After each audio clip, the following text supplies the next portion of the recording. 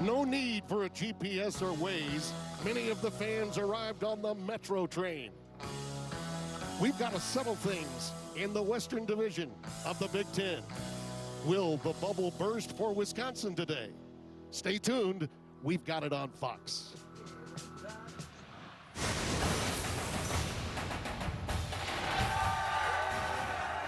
Fox College Football is sponsored by Geico. The scene outside the bank. That's what they call this stadium. Huntington Bank Stadium, home to where the West was won for someone today. The Wisconsin Badgers, number 14 with a bullet, look to keep their streak alive against the Golden Gophers of Minnesota. There you see it. The Hawkeyes took care of business in the second half against Nebraska. They can get to the title game opposite Michigan if Minnesota wins today. Wisconsin, win, and you're in. Hey, partner, let's do one of these. You, man. That's the way we started this thing. Yeah, absolutely. Listen, it is about run and about defense in today's game. If you think about this Wisconsin team, all they went through, they were 1-3. But they found a freakish athlete that converted to running back. Braylon Allen has taken this league over the last 7 weeks. On the flip side, Minnesota lost Mohamed Ibrahim, who just announced he's going to return next year. That's good news. But a pair of freshmen have replaced him, and particularly Kai Thomas, along with the great running of the opposite side, Wisconsin's own Braylon on the other side. Those two are going to be the catalysts today. Well, Braylon's the younger of the two. He's 17 years of age, but he's about 238 pounds, Timmy. The next in a great line of backs here at Wisconsin. He's the guy that you want to deal with. If you're Paul Chryst settling into that offensive coordinator role, you're going to dial him up often. As you mentioned, of course, Kai Thomas on the other side, they'll deploy him at the X, the Z, conventional running back spots. You need to have your eyes trained on him because he, although not as powerful, not as fast, can be that subtle guy. He catches the ball like a receiver. So he's going to be here, maybe there, everywhere, over man. here. Discipline. But the foundation of these programs is their defense. That's the culture. Well, beginning at Wisconsin, Jack Sanborn, 57. He comes from a legacy. His dad played the game at Oregon. He had brothers that played as well. He has a lot of tradition wrapped up in him, and he plays the game with it. Again, his battery mate is going to be stepping in as well, Tim. I think together, along with Leo Chanel number 5, nothing smells good about this guy when he's chasing you. He's going to make you do some things you don't want to do.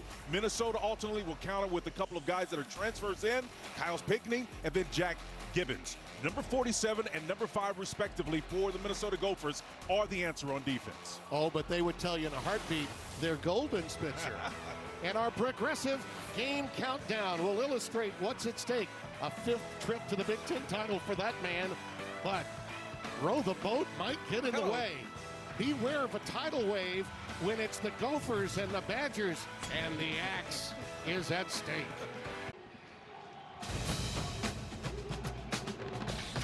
Get your programs here. We can go way back to Northrop Field. You know, the Paul Bunyan axe didn't make its debut until 48. Before that, it was known as a slab of bacon. Shared an M and a W depending upon how it was viewed. And here's a look at the Fox Weather app. Don't forget to download the Fox Weather app. Available to you now. 38 degrees. That's Chamber of Commerce, balmy land of 10,000 lakes weather. There's a Mr. Motivator right there, man. Yes, BJ. He is ready to go. What a job he's done since coming over from Western Michigan. Just got a brand new contract. One of the many that took advantage of openings at places like LSU and USC. Paul Chryst, he has basically spent his entire life, his adult life in Wisconsin, a former quarterback, turned assistant, and now, of course, the head coach. He's back in the saddle as offensive coordinator. Yes, he is. Calling those plays, coaching the quarterbacks. He told us it was fun, man. Yeah, he was able to hire a cornerbacks coach, too, because of the availability of an additional staff member. Series is a very close one, 62-60-8. Badgers with a slim lead. Wisconsin won the toss and deferred. Minnesota will receive. And it's a bit of a pooch kick coming down to Philip Howard, who takes the fair catch. So 1st and 10 coming for Tanner Morgan and the Golden Gophers. This young man, redshirt senior from Union, Kentucky, coming off a marvelous performance in Indiana. Very efficient, 14 of 20, for 196 yards, a couple of touchdowns, no picks. They want him to be efficient today. That's all they really ask with their run game, their pound and ground, very similar to Wisconsin. Yep, you're going to see a fair amount of RPO in this system as well. Some tight formations that are closed, but you'll see some variety too, especially in that spread concept. Nice. Quick slant, and it is caught by Autman-Bell. That'll be targeting, Timmy. Yeah. Yep, you know, Alexander Smith again came from that cornerback position up. And Timmy, we just talked about that with the replay officials earlier today. Yeah. And you know, I think that's a shoulder shot. They may look at it again and see otherwise, but to me, I think he tried to turn that shoulder, Timmy, the other side. But here's the issue, and you're right, our replay officials, Rick Nelson. Targeting defense number 18. The play will be under further review. Colin Wilder, by the way, is a valued commodity too. He's a sixth-year senior out of Katy, Texas, transferred from Houston. And yeah, he turned the shoulder, Spencer, but he went to the head. And that should be enough to warrant the targeting call. Yeah, that's a tough call. He's a great kid. I know his parents extremely well, flew up with him from the Katy area down in Houston, Timmy, and he's hating that more than anybody else right now. He's disappointed in himself. It's tough to hit a moving target with your head up now, but one thing I will say, in defense of the rule, you can't hit what you don't see. That's why they want you to keep your head up. And so with respect to that, I think the ruling stands, but I think he gave a valiant effort to put that shoulder in there as opposed to the helmet. Well, this is exactly why the rule has got to be changed in the offseason, and they will take a look at it. We talked to Rick Nelson and his associate Mike Conlon just before the game, and that was the topic of conversation. Until the rule itself is amended and the White Hats have control over whether malice was intended, you cannot, it's not in there. You can't go there. You have to go by the letter of the law, which states if the head is hit, that in fact will be the call. But you can't adjudicate intention. After review, the ruling of targeting is confirmed. 15-yard penalty, automatic first down. Number 18 is disqualified for the remainder of the contest. It is a shame, but it is the rule. Timmy, I'm looking at all of the criteria again, leading with the crown of the helmet. He hit around the head and neck area, no question about it, no question. But he did not lead with the crown of his helmet, that's for sure. I disagree with that call. Well, in theory, I'm with you.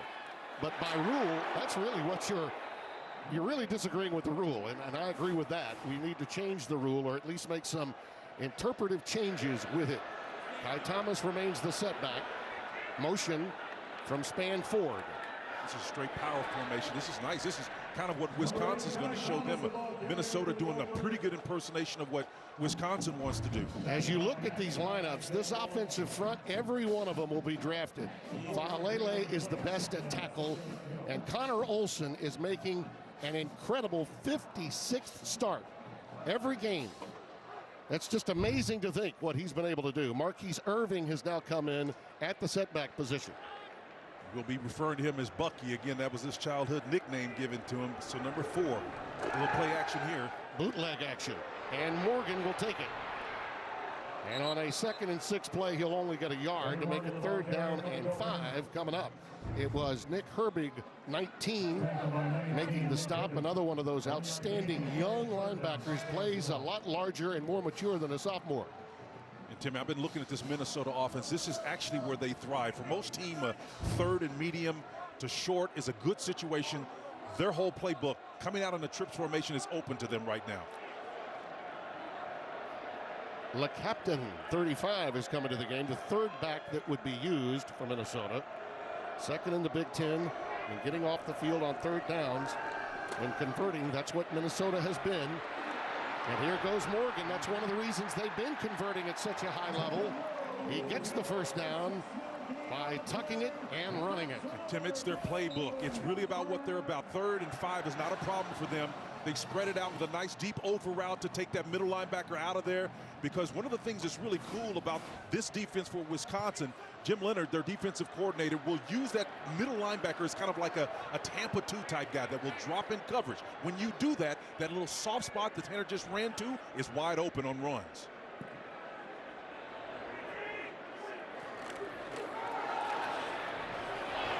Marquise Irving burrows ahead to the 35.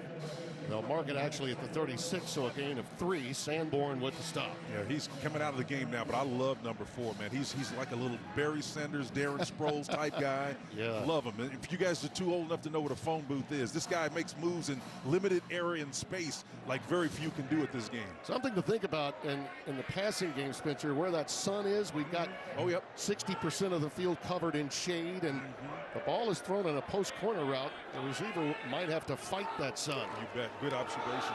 Thomas. Nothing doing against that front led by Chanel, number 5. Grantsburg, Wisconsin, his home. Look at those running backs lost, starting with Ibrahim, Potts, Williams. I mean, these guys are all coming back.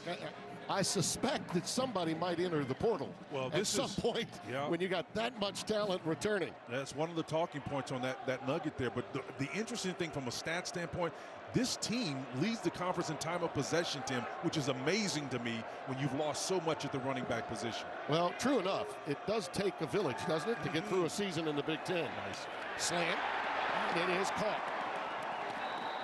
That's Mike Brown-Stevens, the red shirt, out of Springfield, Ohio. He had a couple of catches a week ago. John Torchio is there, too, in between them, helping out on the tackle, Tim. This is a laser thrown right between 2 defenders on either side. So you've seen the throw game efficient inside run game, and then Tanner himself had pulled it down to initiate and move the chains. So, again, the offense is clicking right now for the Golden Gophers. First down and 10 from the 27. Traditional pro set.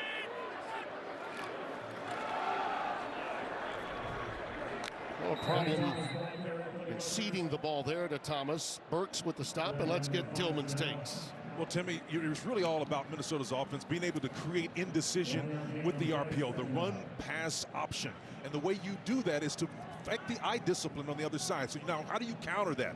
If you're trying to create indecision, you got to believe what you see, and that's part of preparation. Earlier this week, you've looked to ad nauseum of what the formations are. Believe what you see with your eyes. You've got to do it and then play it off with your play. Second down and 9.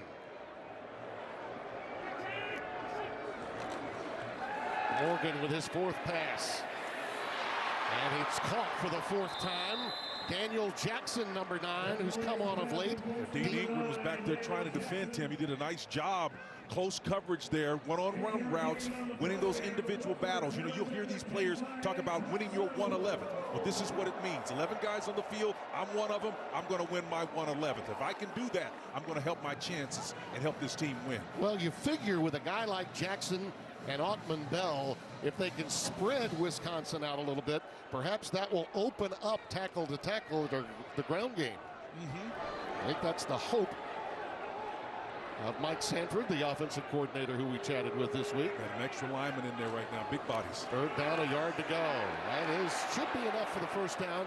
On forward progress, Kai Thomas. Move the chains. I thought Noah Burks, the outside linebacker, had him dead to rights there, but he got a second win, man, and took Billy Joe's advice, and he found a little win there and got some extra push forward. You can see 41 coming off the edge. He comes down. Again, thought he had him in his gun sights. He just bounces right off him. Number 8, I'm telling you, keep your eyes on him. He's all over the place. He's strong. He's not a liability in protection. They'll move him. He's got great hands. He can do it all. First and 10.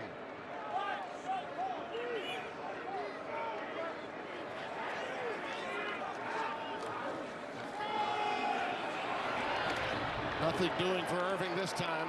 Wisconsin specializes in tackles for losses. Chanel and Herbig combine on that stop. They generally have you playing behind the chain. So far in this drive, Minnesota's moved forward with each play until now. Watch these outside linebackers. Chanel, number 5 here. He comes inside out.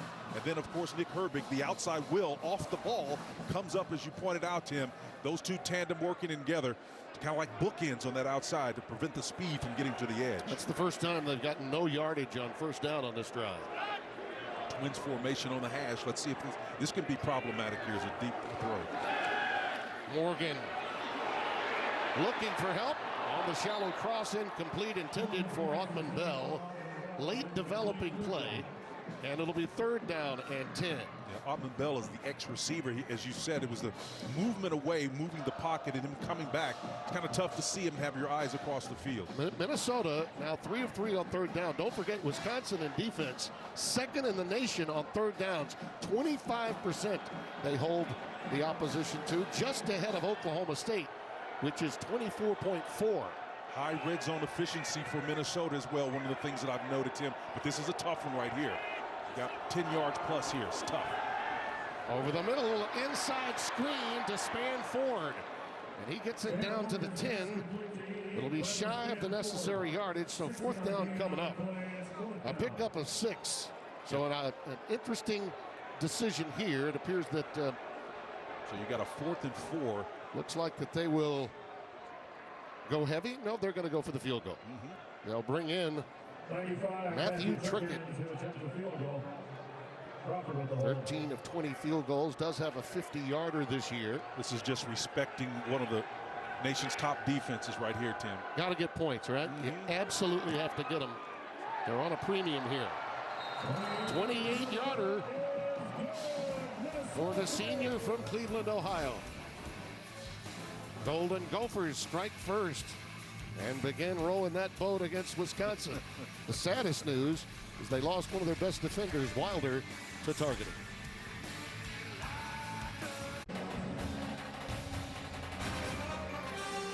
Beautiful city, Minneapolis, and a gorgeous day today to close out the regular season of Big Ten football on Fox.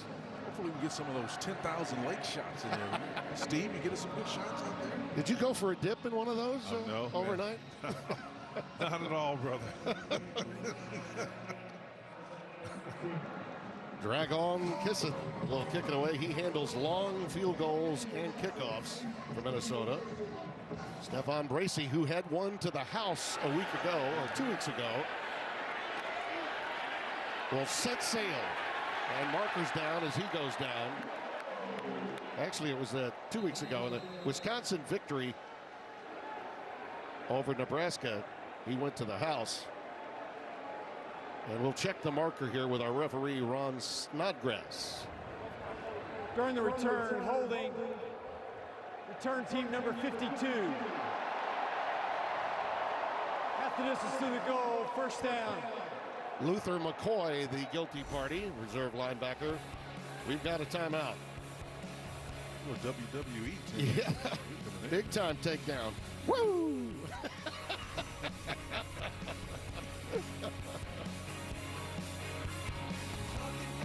Intentionally cultivates that kind of atmosphere here. And that guy right there is all about it, man. Look at that turnaround we were discussing at the top of the show. They've never panicked, and that's what the Badgers program has always been about, a model of consistency. Well, now they're backed up from their own patio, so to speak, and that would be the back patio. Way back at their own 8-yard line. Points off turnovers have been part of that turnaround, Timmy. Allen, the lone setback. They go heavy with a pair of tight ends. Play fake. Mertz looking on the corner route, finds his man. That's Danny Davis. You know, Davis can go a couple of games not making a catch, maybe not even being targeted, and then he can string together a 6 or 7 catch day. You know, that's Paul Chryst, you know, doing what I didn't think he necessarily would do coming out, but backed up. Yep. He comes out aggressively. You know, on the other side, Kendrick Pryor, number 3 at the X position, will be out there. But Mertz did a wonderful job of showing patience, backed up in his own porch, as you talked about, Tim, and delivering a strike. Joe Rossi, his competing coordinator here, is a pretty aggressive guy, pretty cerebral guy. It's probably going to tighten up his coverage a little bit after that. Mertz's game came together once he had the confidence that they had the running game with this young man. Braylon Allen, he's wrapped up after a gain of a couple. He says he makes the stop. Number 9. Yeah, Tyler Newton was in there at the safety spot too. He helped out Tim. So you see that speed on this aggressive defense showing up. And it's been turned around, as we mentioned in the open, because of a couple of transfers that came in. Niles Pickney, number 5. And then, of course, Jack Gibbons, 47, have helped this team really turn things around for Joe Rossi. That's a strong offensive line in front of Mertz as well. And that tight end, Jake Ferguson, is really the go-to guy in the air to move the chains when they must. 2nd down and 7. There's a quick curl right in front. And Danny Davis, as I said, there are games when he just puts it together. He had no catches against Nebraska, none. But he can put 6 or 7 catches in a game together when need be. That was easy there because what Minnesota showed was man coverage and bumped out of it, Tim, into a zone. And so all you have to do is find those soft spots between defenders. And he found one in that position there. And Danny Davis just settled down for an easy completion. Another outstanding linebacker is Mariano Sori-Marin, number 55. Keep an eye on him for Minnesota.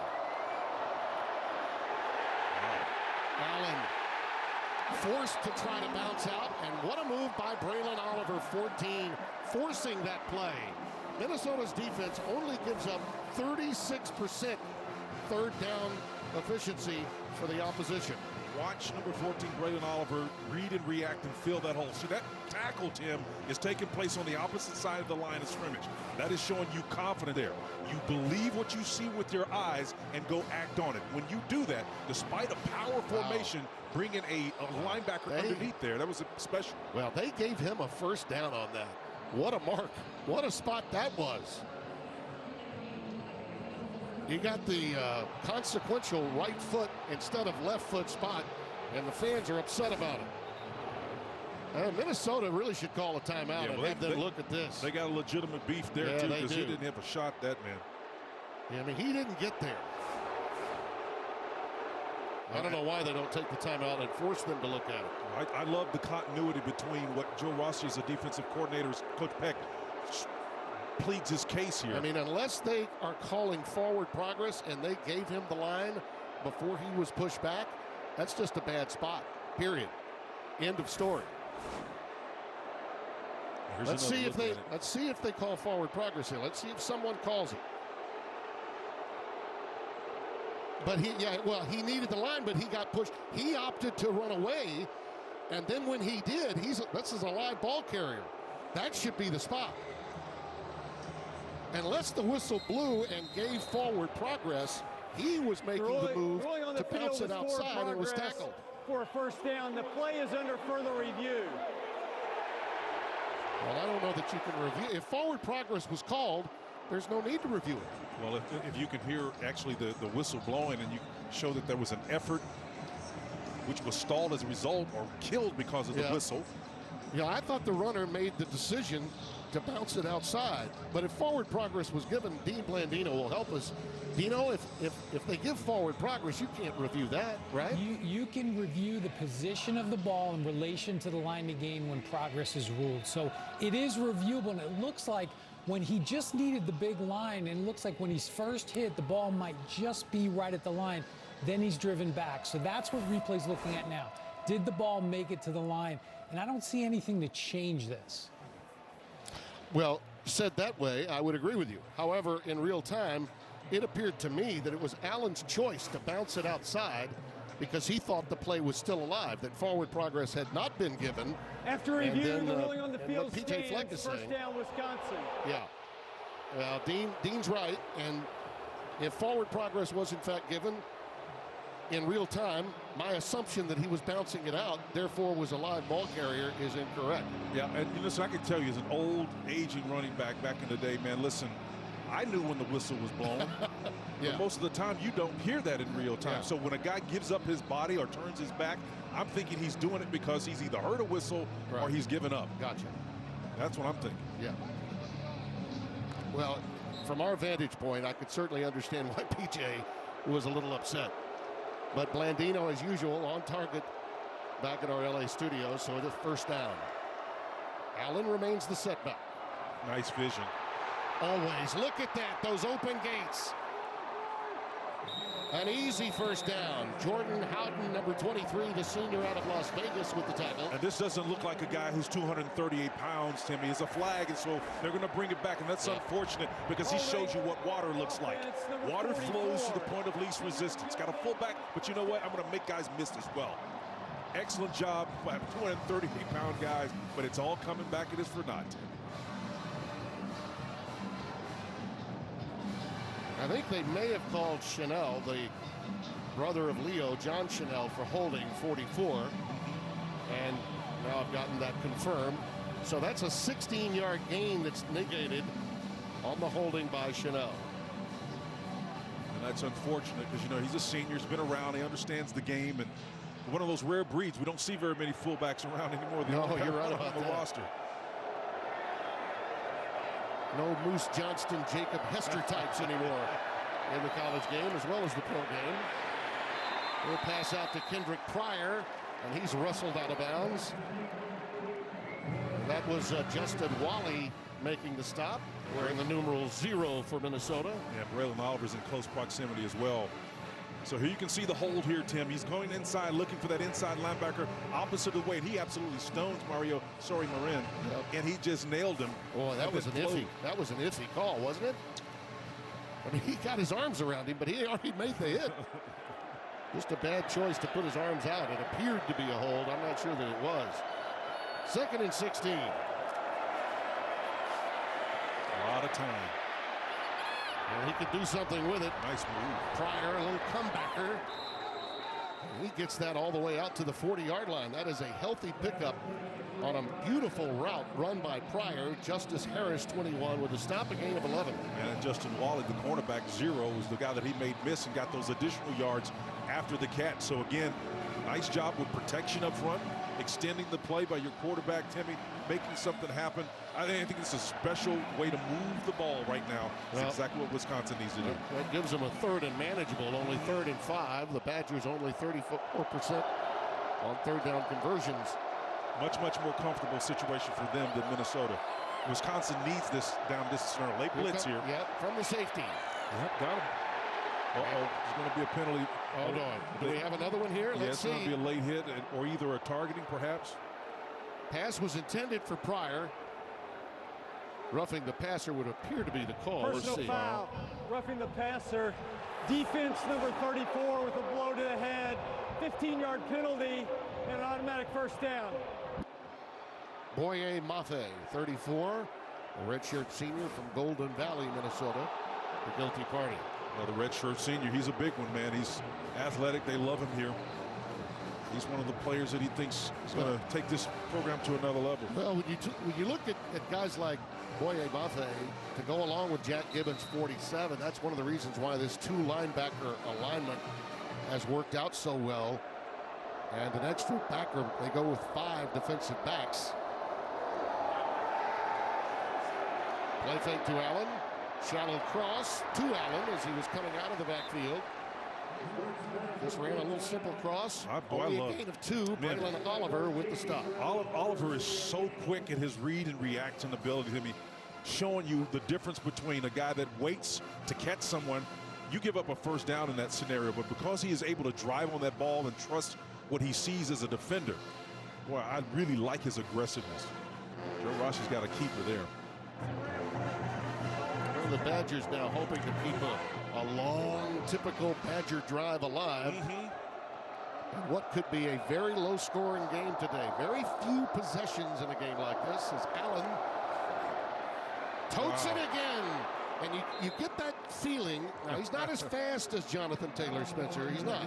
But because he's so big, strong, and quick for his size, he can bust a big one just like JT did. Yeah, just ask Justin Harris if he's strong or not. He hangs on to it, but I'm telling you, that's a load. You go for about another yard after he gets that initial tackle there. And the guy's so patient, it belies his size. You know, some of the bigger guys know that they're instinctively bigger, and they won't sit there and be patient. They'll just run over you. Game breaker. That's what Braylon Allen is. 3rd and a half yard. Nice power. Well, with that body of his, all he needs to do is lean and just follow guys like Seltzer and Tipman and get a first down. He picks up 2. Jack Gibbons with the stop. Yeah, you got Nelson and Ross and those guys pulling. Watch those 2 guards, 79 and 60, both pulling inside. Nice step in the if around by Jack Nelson, the right guard. Wonderful job of understanding what he's got to do. If he's covered, we call it an if block. If you're uncovered, you can move. And then, of course, Logan Brush came down and closed that gap that he voided out. Excellent job. 10th play of the drive. Eschenbach has joined Jake Ferguson, double tight ends. And Braylon Allen will follow them for 3.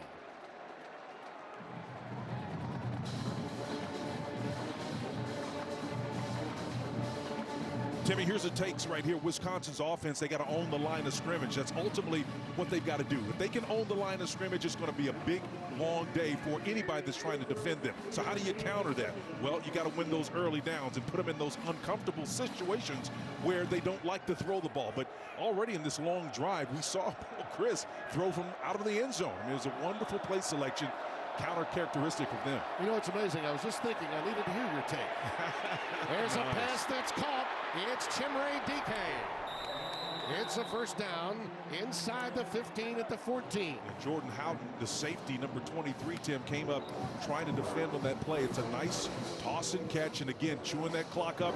Mertz showing patience, great protection on the out cut. That's a big-time throw right there. Only thing could have been better, maybe closer to the line of scrimmage so as to even eliminate the possibility of an interception. But Mertz, accurate, quality decision so far. Well, there goes Row the Boat, PJ, sprinting down the field at the end of the quarter again. Mertz is now 5 of 5 for 36 yards. And this is a double-digit play drive that they've got underway as we head to the second on Fox.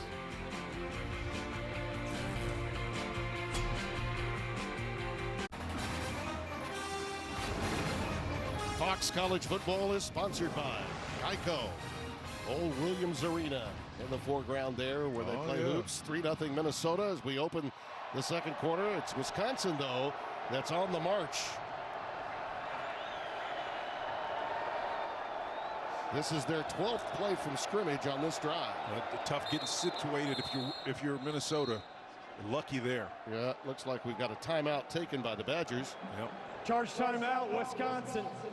Their first of the half. This will be a full timeout. Yeah, I think Wisconsin made about smart themselves. Minnesota hadn't actually adjusted to their personnel grouping. I thought Minnesota would be the ones calling the timeout. Don't you love trophy games? I think this is one of the things I really love about the Big Ten is there's so many trophy games. Yeah, there's a guy right there. He's trying to get a trophy. Coach Chris is trying to call this one out. Timeout. Yeah, and he got it. Yeah, he got it. By the way, I wanted to give you a little background on this Paul Bunyan axe, okay? Now, it began, as I said, as a slab of bacon, and it was shaped as an M or a W, depending on how it was viewed. Yep. The whereabouts of the original slab of bacon were unknown from 1943 to 1994, when a Wisconsin intern found it in a storage closet. The slab of bacon was then created in 1930. Although the bacon was supposedly lost before it was found in 94, the scores of every game from 1930 to 70 were somehow engraved on the back of the slab. Yeah. There's Allen, nothing doing this time, but I just love the essence of that and how, you know, an axe can be found to make it work. It was Barry Alvarez, who has a statue outside of Camp Randall, that got that baby called an axe. He said, we brought home the bacon and we kept it. Yep. But I'm glad they hid that piece of leather, though, because that wasn't much of a trophy. No. And that explains why they lost it. Yeah, I prefer the axe. Yeah, you got to have the axe. Second down and 9. Allen, the lone setback. And they move Chanel in there. Four-man rush. Backside pressure, and they got him off the edge of the flag. Yeah. Back near the end zone. Boye Mafe coming off the corner from that defensive end spot. But let's check this marker. It could be defensive holding here. Yeah, you're going to have Cooney Durr, the cornerback, Tim, number 16. Yep. Possibly holding out there on that edge. On Danny Davis, who's been getting free here in the early going of this game. Here comes the call from Ron Snodgrass. We believe this is where it may have happened. Squat dog read, that's what you call the coverage there. And you know what? Defense, number 16. Half the distance to the goal, second down. And I know exactly what Durr is looking at, and because the bottom line is, I think he clipped him on his heels, but the guy fell down. Yeah. And it looked like he just ran over the top of him, and then he did, but I'm not so sure he initiated. I would agree with that. Bad timing for him. It's now second down, but short yardage. They can get a first down just inside the Minnesota 4. We'll get a fresh set of downs. Second down and 3, we'll call it. Well, they'll lose yardage here, and another marker comes down from the side judge. Mafe again making the tackle. And playing to the echo of the whistle that time, the Golden Gophers. Nice footwork by Ron Snodgrass, man. He's showing some athleticism. It's going to be a false start. That's our preliminary indication. I think he's just trying to get his breath back. Mm-hmm. He put some nice Baryshnikov-like moves. He did. Illegal formation. Offense, 5 players in the backfield. 5-yard penalty, second down. That's interesting. Yeah, I thought they had a pro set. I saw a tight end that was off the line. I thought there was movement pre-snap, but they called illegal formation instead. 1, 2, 3. I don't know about that. Yeah, I don't know about that too. The only thing that could have cleaned that up was Kendrick Pryor were on the line of scrimmage. I gather the quarterback counts in that situation. They got it on him, so it's second down and 8. Allen now moves out to the top of your screen, and they go empty. And he's looking that way on the curl. He's got it. Back to about the 7-yard line, Braylon Allen. And again, remember, the line to make is the 4 for first down. They get a fresh set of downs and a first and goal if they can get to the 4. That was Mariano Sori-Marin making the tackle. 3rd down and 3 coming up. Love the idea of getting your big guy, your running back, involved in the throw game, because you know what, at 238, if he can handle the ball, who you got tackling? You got a linebacker. Maybe that's a good matchup. I wouldn't necessarily think it would be, but you certainly don't want to pencil neck defensive back guard them. So I like that potentiality there. Badgers are 2 of 2 on 3rd down. Slant. Well, they had the slant. They went to the out pattern instead, incomplete to DK. The slant pattern I thought was available. They went instead to Chimere DK, and it falls incomplete. So a field goal try coming. Yeah, it looked like Mertz had a string on the end of this ball. I mean, I don't think pressure got to him. He just dropped it, just died on him right in front. Yeah, and I thought Kendrick Pryor was open. Larsh will come in now for the field goal.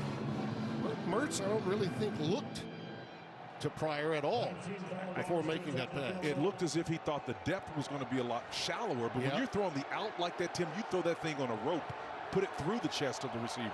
Larsh from 25. He's 13 out of 17 on the year. Randy boots it through. Maybe one of those kind of games, folks.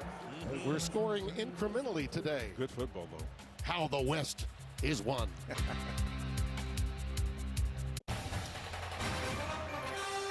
Fox College Football is sponsored by Wendy's, official breakfast of NCAA football, and by Discover, the official card of the Big Ten Conference.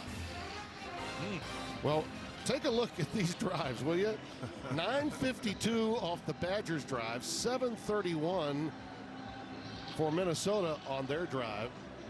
And here we are, somewhere in the heavens. Bo Schembechler and Woody Hayes are smiling. How about that win today by Jim Harbaugh's club? Yep. Here's the kick taken by Philip Howard. He'll get past the 20 to the 22-yard line. And because of those long drives, Spencer, we have to pay the fiddler. At some point. So that's why we go to the break as quickly as we do. Paul Christ says, can we just play? Well, these long drives, you're killing us, Coach. Got to take care of our sponsors. Used books, vinyl records, collectibles, and much more. This game could turn into a Big Ten collectible. 3-3, here we go. 12 and 30 left here in the second quarter. Tim Brando, Spencer Tillman, happy to have you with us, and we'll determine who will be the opponent for Michigan in next week's Big Ten title in Indianapolis before the evening is done. Partner absolutely loved in 2014 when they moved this rivalry to the final game of the year with realignment. Good move. Out of the shotgun, Tanner Morgan with Kai Thomas in the backfield. Uh-oh, nice Ball's tip. tipped and it is intercepted, and it's going back the other way. Wisconsin with the interception. Scott Nelson, the senior out of the Motor City, with a pick six.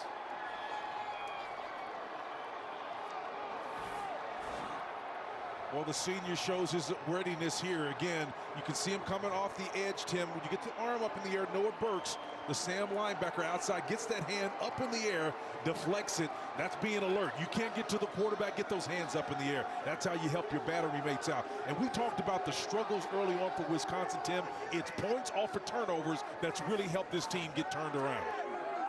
That is Scott Nelson's first interception this season. And what do we say so often? Winning with all three areas of the game, special teams, defense, making plays and scoring for you. Larsh's extra point makes it a 10-3 game.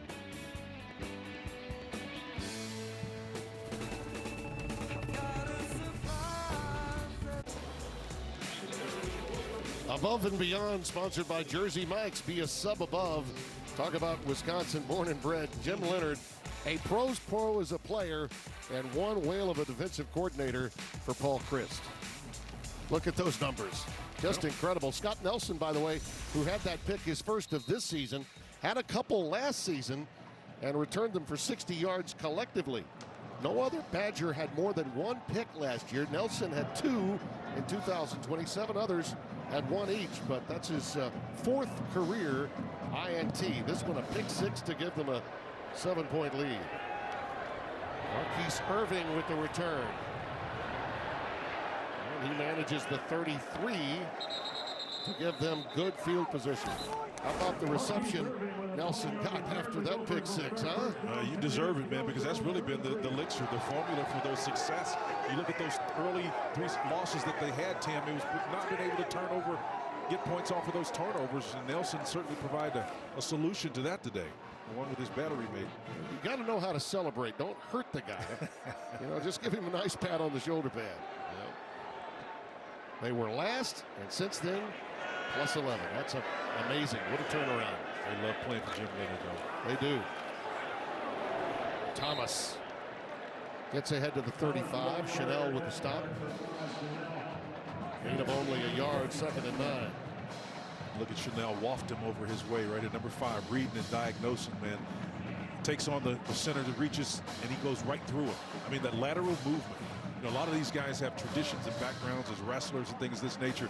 Not so much with Chanel, but the thing I like about him is his instincts.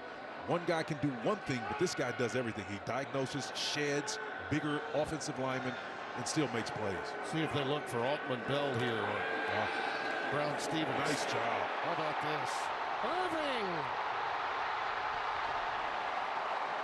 That'll get the crowd going.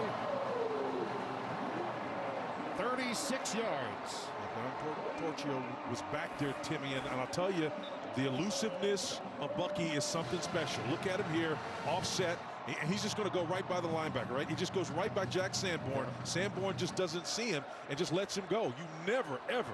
It was a bad matchup to begin with to have him on a linebacker, but you certainly never let him go to the flat unattended. If the pass hadn't been a little behind him, it might have been a touchdown. Quick pitch to him. Wow, what a move. Now reversing field towards the boundary and out at the 20. And he's a tough guy, too. Don't let his stature fool you, Tim. He's not going to go down, to the ground looking for safety. He's going to finish strong, not afraid to put that shoulder in it. So you watch him go here on the little pitch. Toss, we can't get to the edge. But you got great defensive play on the outside there. Nick Herberg did a wonderful job. He just gives him one of those Three Stooges.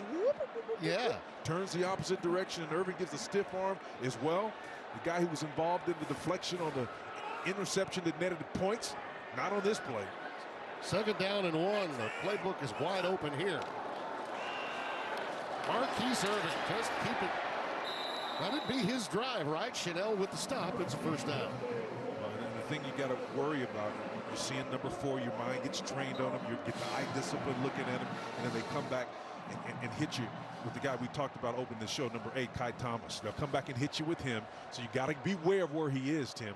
Because what happens is you start deploying bodies from a scheme standpoint of your defensive coordinator. You say, okay, let's banjo this guy. Let's put 2 around him. Okay, then Kai Thomas is all of a sudden back into the mix. Got to watch them where they are. Kokeef, 42, is in the slot.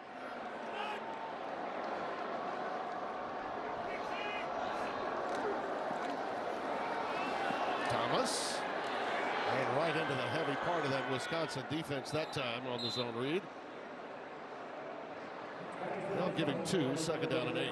Well, not much there in terms of yardage, but I think what it shows you is that they're not afraid to run this guy as a power back for the short yardage, not afraid to put him on the edge. As you look at Jim Leonard there, the defensive coordinator, trying to find a solution for whatever they come up with.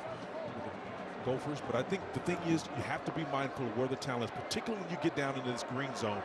5 yards in, of course they're about 15 now, but you're starting getting close to that green zone area. Trips to the top of your screen. Span forward the tight end with some pre-snap alignment. Kai Thomas. Not much. Chanel again. The first to get there. So that's twice they've gone to him. And look, I just look at the subtleness of where this guy runs. But he got sideways and just went for what should have been a negative gain, really, a lost play. But watch him turn his body sideways here. A little side, gets past the would-be tackle. That was Sanborn again. Had him dead to rights. And again, because there were so many bodies, Chanel and company, but he shouldn't have even gotten to the line of scrimmage. That's just how elusive he is. No analyst with better special effects than Spencer Tillman. The captain has come into the game, 35 now. Time for Morgan to the corner. It is Othman Bell, incomplete. Looked like he had it before he fell. Caesar Williams was back there, number 21, covering Tim, and you can, again, I'm looking for the numbers, right, to maybe see him turn back and identify the ball. He did initially, but then he got off of it. Yeah. You know, you can say, well, he didn't look back, but I think that was a clean play. I really like the no call on this. I wish 21 would have turned his eyes a little bit more declaratively. He did. He did initially, no question about it. I saw it, but you want to remove all doubt in those situations. Because if you're a back judge and you're standing behind that, Tim, you can make some assumptions about what didn't happen. That's 31 yards for Trickett. And a debatable conversation maybe on that no flag. We'll talk about it.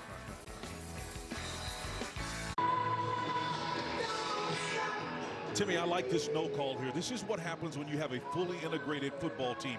And Caesar Williams doesn't get called on this mainly because he's aware of the fact that he's backed up in the end zone. He doesn't need to stare down too much because he's got the end zone as his buffer. And so if you're the back judge, you're looking at that, you're saying, you know what? I can make the assumption that he fell down because of contact, but I didn't see it. I'm not going to call it. And the only reason he's there is because Hank Poteet is the defensive back coach, because Chris did on the offensive side of the ball. That decision makes it possible to have a guy that's an elite secondary guy in his ear coaching him up, because that's a next level decision. Yeah, a sixth-year senior out of Grand Prairie, Texas, where he prepped at South High School, makes a big difference. Golden Gophers do get 3 out of it, though, trailed by 4. Oh, are we having some fun in the Big Ten West? Strong. You row the boat with us, you look at it. Total yards, Minnesota has it by a smidge. Rushing yards as well, which tells you both teams are inviting the pass. They want you to beat themselves in the air. They did get one pick six, which is the difference in the game. Nelson with that 25-yard interception return.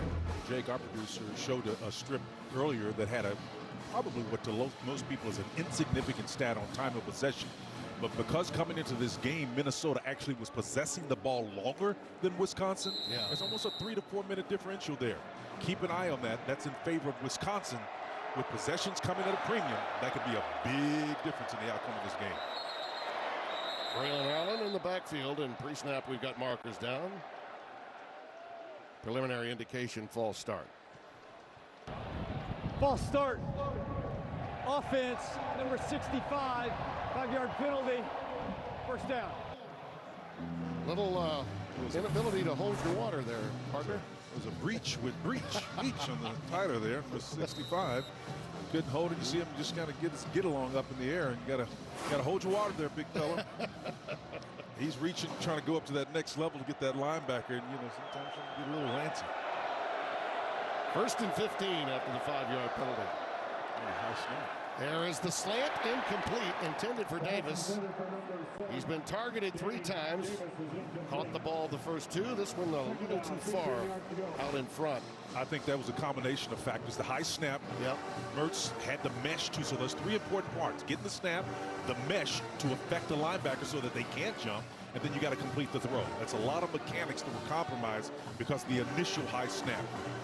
This is a driven young man, very confident. They stayed with him, and they stayed patient through his difficult start at 1-3. They've won every game since. Allen out of the backfield. Tripped up. In space, you've got to get the job done defensively. Clooney Durr made it happen there, number 16. Redshirt senior out of Dutchtown High, Baton Rouge, Louisiana. Well, they're balling right here. The ball is delivered pretty quickly for the most part. And again, Braylon Allen is pretty athletic, but not athletic enough to finish that. You got front end help and the back end. A lot of young men from Georgia, Louisiana. PJ wasted no time recruiting nationally and using the portal beautifully on defense. On 3rd and 12. That pass incomplete, and was in Pryor's sights. He wants a marker. Now it comes. Justin Wally was there with him, but there was some help to go with it. Let's check the flag. It would appear to be against Minnesota. I'm not sure if that was on Wally or not, but that looked pretty darn clean to me. His coverage did, you're right. May have been away from the play. Pass interference. Defense, number 0. Yeah, it is Wally. 15-yard penalty, automatic first down. So maybe it was off the press here. So off the release, the bump. Boy, I don't know. Oh, I don't know about that. You know, you got, well, maybe that left arm may have been pulling him down, but I still think that's Spencer, he's making a play on the ball there. Yeah. His right arm was making a play on the ball. Well, the bump happened within that 5-yard little cushion there. Yep. Well, given what didn't happen in the corner of the end zone with Altman Bell and what did happen there, you're going to hear a few boos here. On first down, Allen pops it.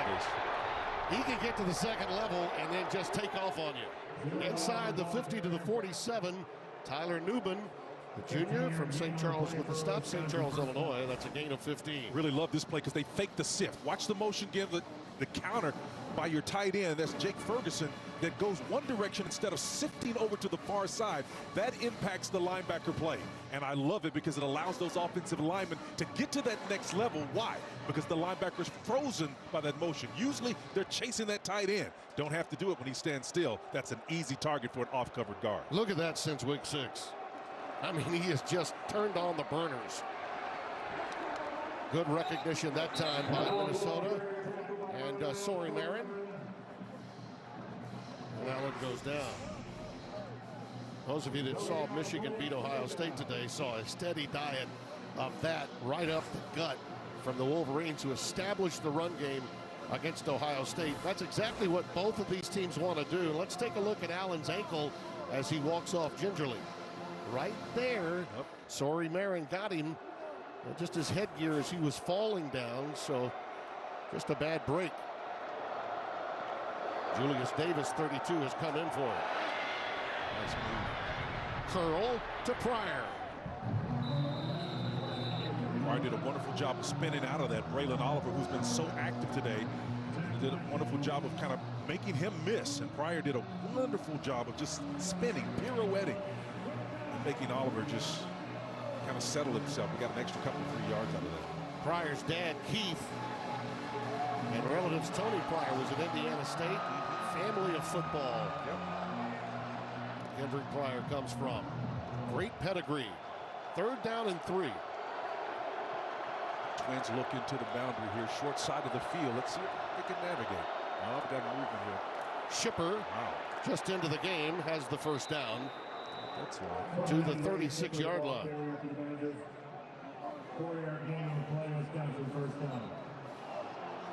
As the clock winds down in what will be undoubtedly a close game, both of these teams taking their time, shortening the game is what both want to accomplish, and they've done a good job of that here in the first half. I'm going to come back to that theme, points per possession. We talked about at the top of the show.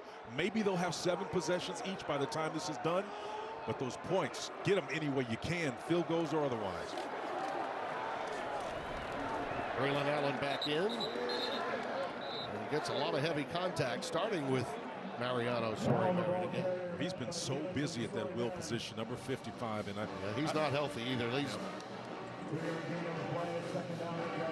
lot of guys been nicked up, Tim, but this Chris looks on, and there's the ball control, Spence. Look at that. Yep. So take a look at that, because coming in, Wisconsin was not ahead of Minnesota in that possession, in that territory, and that flip of the script is giving you a decided advantage in favor of Wisconsin. That's something to keep an eye on. Allen stays in the game, but he's not completely healthy. Nice. That pass is incomplete, intended for Ferguson. Jake, as I mentioned, is the chain mover in the passing game. This is a young guy that they really turn to, the grandson of Barry Alvarez. Yeah, I like him on screens, though, man. He really does a great job of this screen game. Almost made a great athletic catch there. Wonderful tight end. Out of James Madison Memorial, Richard Sr. I like his skill set, man. Well, they've developed him many a tight end at Wisconsin, just as they have through the years at Iowa. But you know, we've got a few Hawkeyes fans watching out there today. They are rooting for Minnesota. See how they sort this Twins look here on the hash mark. Badgers looking for their 4th third down conversion in the corner, incomplete, and that was catchable for Pryor. He could have reeled that one in. He was well covered by Wally, but I think that ball kind of...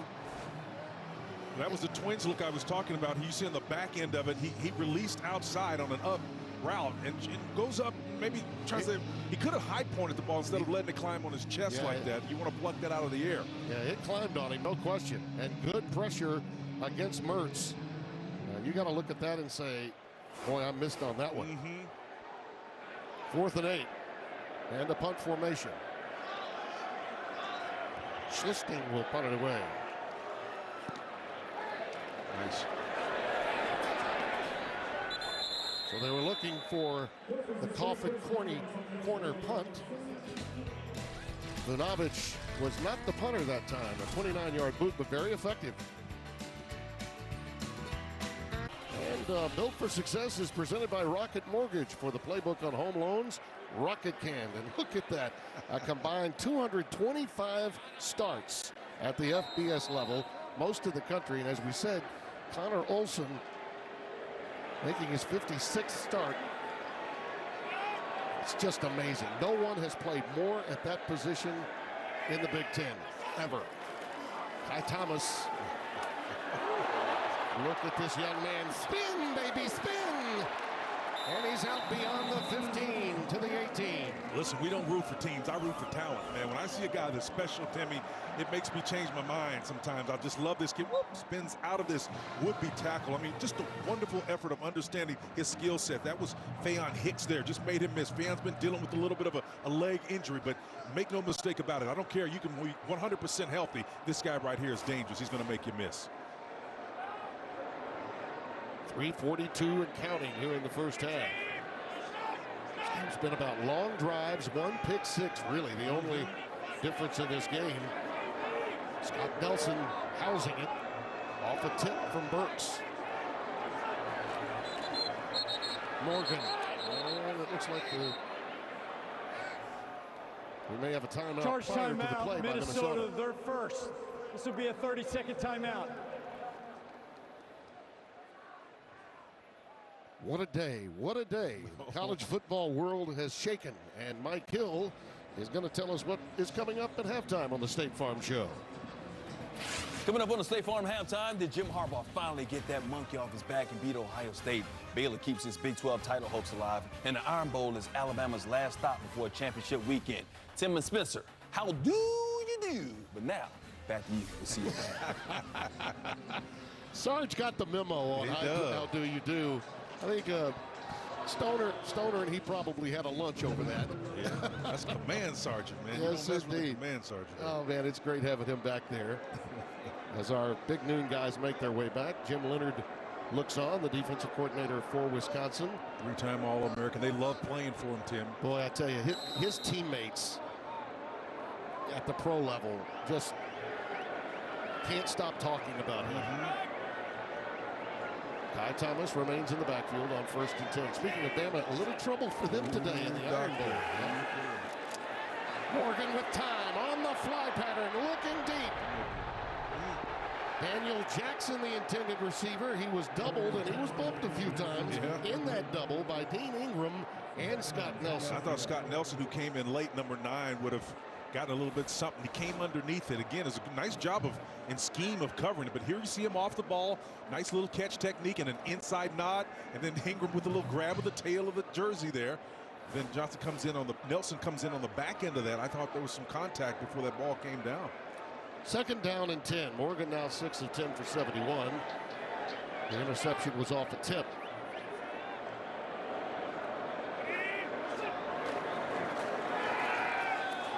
Slant caught.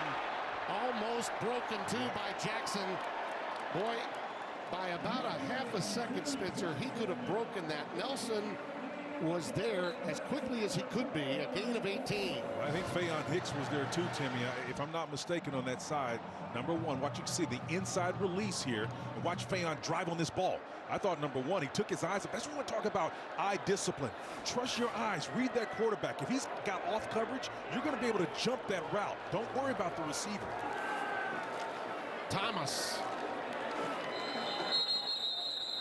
Well, they finally blow it. After Chanel had made the stop, they give him the forward progress at the 43, a little shy of the 43-yard line. That, by the way, that 18-yard pickup on the pass is the 2nd longest play of the game for either team. Tim, you can really look and tell when defensive backs or linebackers, for that matter, understand their scheme and where their help comes from. I know this is a well-coached defense, but every single play is basically an opportunity to declare how intimately you know what you're trying to accomplish. Morgan again, looking along on the streak route. Nice. It is Altman Bell. Incomplete. And Caesar Williams, mano a mano. 21's been balling out today, man. The no call we talked about early, press coverage, you got to have confidence to play this technique. He finds and locates the ball. Remember how we contrasted this play relative to the one in the end zone? Look how he looks back and identifies that ball. Why? Because he knows he's got a lot of water behind him, Timmy. You don't need to do that when you're in the end zone. Spencer had, I got to tell you, he had jersey. Yeah, he may have. And then you saw Altman Bell return to sender with his own jersey home. A little chicken fighting going on there.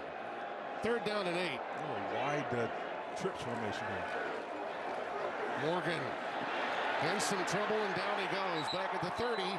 Keanu Benton, 95, will get the sack. All 6'4", 317 pounds of him. Let's watch how effective the trips coverage here. You can see it again, the nice little outcut, the switch route. It's zoned, so they set underneath it. And again, an opportunity there, but the coverage would not allow for it. They wide games or deal working on the outside. Prevents them from doing something extra there. Got Mullins on the right defensive end, swooping back around. All of those guys converging at the point of attack, man, to make plays. CJ gets in the ball with that group as well. 98. Gaming and dealing up front. You think Wisconsin would love to have a rematch with Michigan? I think a lot of people, Spencer, from a matchup standpoint, would say, Wisconsin's been there and done that so many times and come up empty. They've been blown out by Ohio State. They've lost close ones to them. But Michigan, that's a little bit of a different animal. The confidence level for a Wisconsin team, provided they win here, I think that the thoughts of a potential Big Ten title might be a bit more realistic from their standpoint in matching up with the Wolverines as opposed to Ohio State. I agree wholeheartedly with that assessment. Mark Crawford will punt it away. Dean Ingram is back in single safety.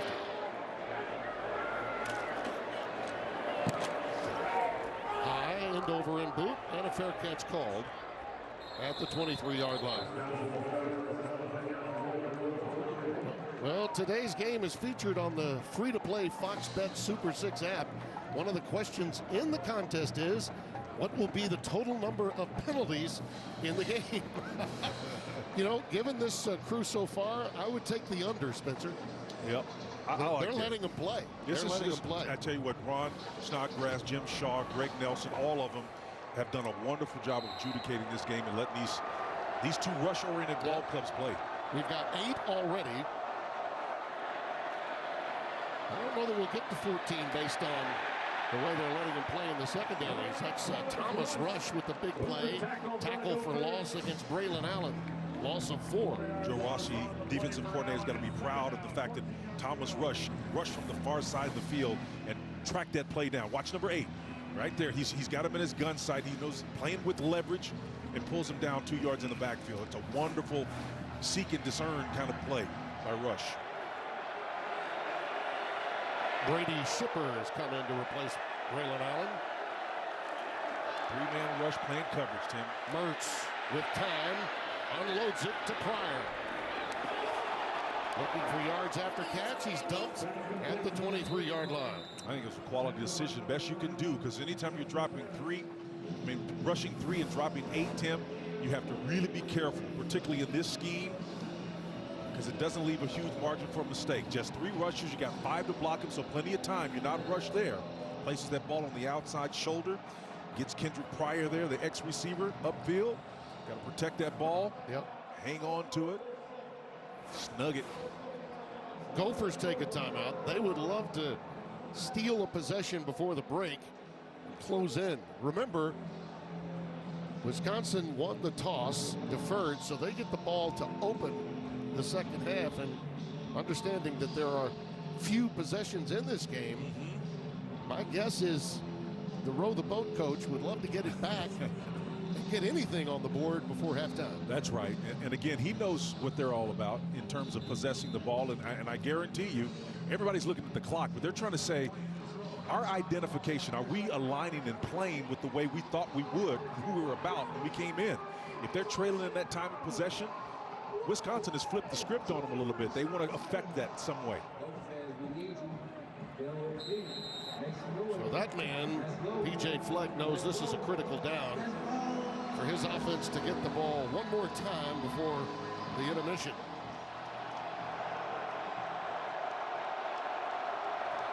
Drop 8, rushing just 3. Over the middle, caught. The tight end, Ferguson, not to be. And it'll be a punt formation coming up. Like the idea of this from a defensive standpoint, and wonderful job, the underneath coverage of getting off of their blocks to make plays. So here you see Ferguson right here, sifting out, trying to get open. He does get open on the little arrow route underneath, but look at all of the bodies in the maroon jerseys underneath there. Donald Willis and company making a stop underneath all of that traffic, man. But in order to make those plays, you've got to shed those big linemen. So you've got guys that are 220 pounds having to shed guys that are 316. That shows you some of the athleticism of this defense. It's the 46th straight game now with a reception for Jake. They rely so heavily on the tight end in this ball control approach. But now Minnesota, without another timeout taken, will have a chance and potential decent field position as Brock Annexstad, 81, drops back into single safety, awaiting this punt from Vunovic.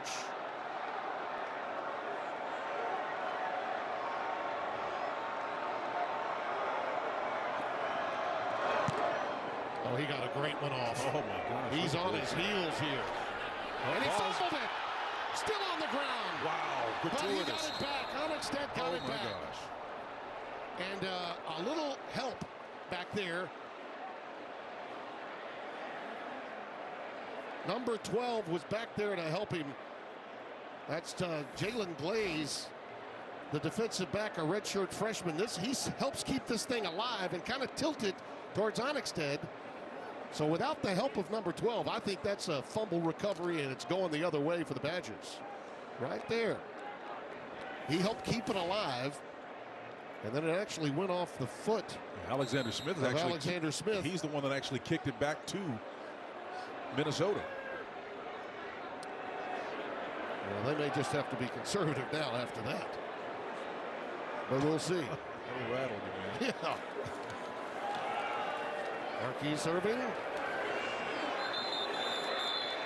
He's still trying to get out of there. That kid is never going to give up, man. Chanel with the tackle, loss of a yard. And I think they will utilize the old cliche, discretion, sometimes the greater part of valor, with the ball where it is right now. Boy, what a day and what an unbelievable night coming up, Spencer.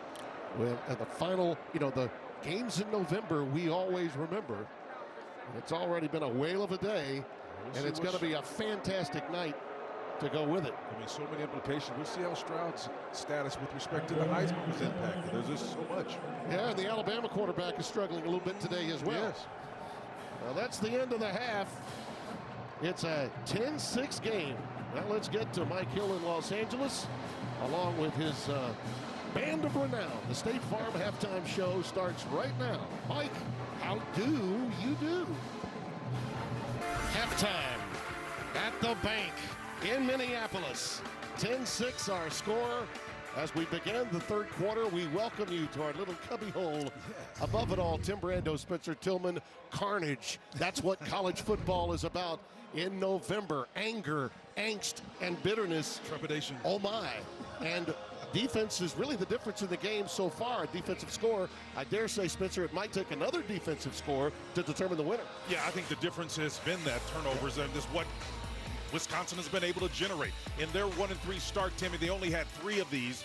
They have 12 of them since that time in this 7-game win streak. And again, it was Noah Banks and Scott Nelson doubling up on that. And then ultimately, you had to find a running game. We talked about this. Kai Thomas up at the beginning of the show would be a difference. Kai has not been. He's only got about 30-plus yards or so. But then what will be the answer from Braylon Allen? Will he be able to step up and do it? I don't know. We'll see. So far, the Gophers have kept him bottled up. Here's the kick to open. Gracie is hammered at the 18-yard line. That was a big stick. Take a look at our first half stats sponsored by Geico. Spencer, look at that time of possession. How close it is. Yeah, and it's close, Timmy, but the difference is it's supposed to be a decided advantage for the Gophers. We talked about that coming in. It was like a 2-minute and 30-second advantage. And you say, well, it's just only seconds. Yes, but when you're possessing the ball for 6, maybe 7, a maximum, that's going to become important. That is one whale of a tag made by Bishop McDonald of Minnesota. A little bootleg action, but the pass is too low. Yeah, that's twice today, Tim, where Mertz has come out and he looks like he's had a string on the end of the ball and it can't get to his destination. I don't know why that happened on a play action type pass that way, because usually when you're rolling out to that side, you're going to have a little bit more on it because you're rolling and you got your physical body into the throw. So anytime you leave this short, something else is going on from a mechanical standpoint. You need to get your platform established and throw your whole body into that throw. Danny Davis goes split wide to the top of your screen on 2nd and 1. That's Allen. And that moves it ahead. Actually, that was a first down play. I beg your pardon. So 3rd down coming up. That was 2nd and a little longer than a yard. I'll tell you, a 2-yard pickup. Tyler Newman and company have just done a wonderful job of keeping Braylon Allen bottled up. Yeah. I mean, you see those second-tier guys coming in there. When I say second tier, I'm talking about on that linebacker level. When you see them in close proximity to those guys up front and then the secondary guys on top of it, they're populating the line of scrimmage. Well, this is exactly what the Golden Gophers would like, a quick 3 and out to get it back. And that pass fought for by Pryor and Wally. Who's got it? Who's got it? Minnesota does.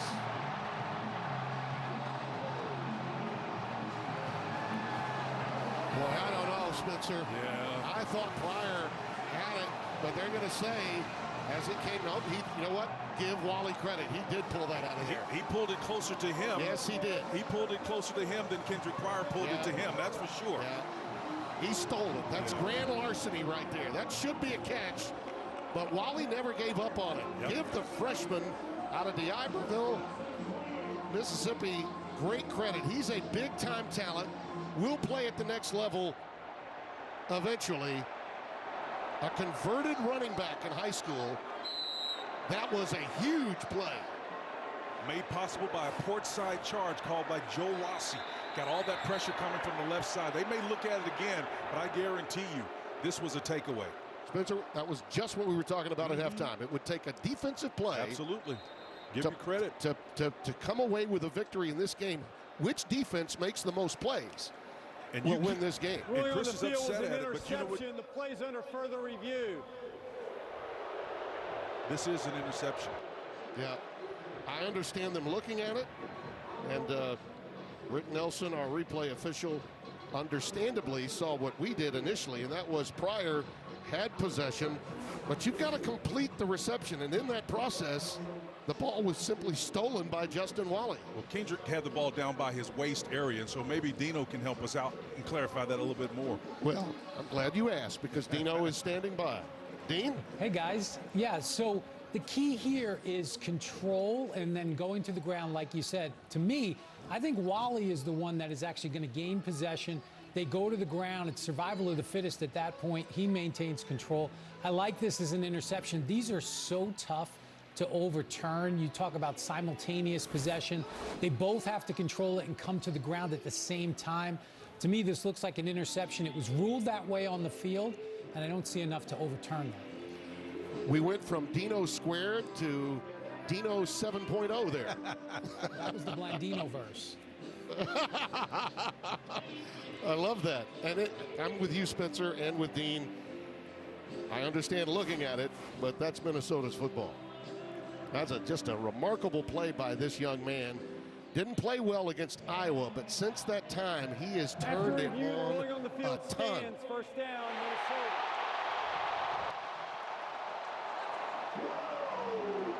Kendrick Pryor could have made it interesting, the receiver for Wisconsin, if he had either high-pointed that ball or pulled it, made an effort to pull it closer to his body.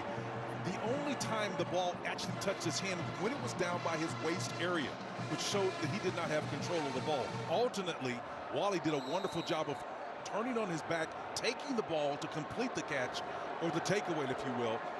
That showed clear control to me. Kai Thomas is the setback. Autumn Bell, number 7, the wide receiver, bottom of the screen. It's wide open, inside the 10, span forward. It is down at the 2. Timmy, they've been laying dead for that one for a long time. Brevin Sponford, all 6'7" of them, 270 pounds. Watch 88 slip out here. Does a wonderful job of influence and blocking. You've got to be able to see that guy coming out on the edge. It doesn't matter who you are. Scott Nelson, who was so prolific on the first half with the interception return for a touchdown, generating points. That's an assignment bust on his part there. Longest play of the day for the Gophers, 26 yards. In tight, dotting the I is Thomas. It's a pitch to That's Kai. easy. Kai goes bye-bye. Touchdown, Golden Gophers.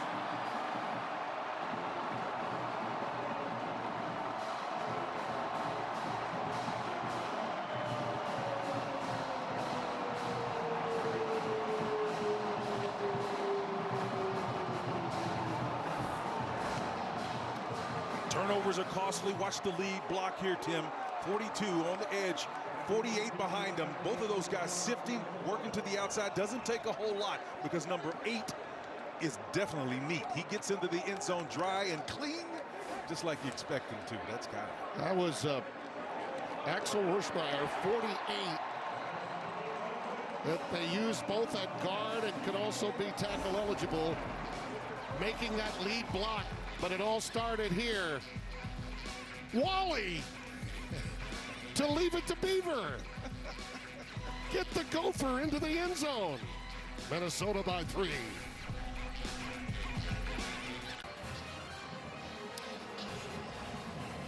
Mertz preparing to get his Badgers back out there. His last pass picked off, and it was just a Herculean defensive play against Pryor, who initially had the reception. Gracie is back deep awaiting the kick, and he'll call for the fair catch.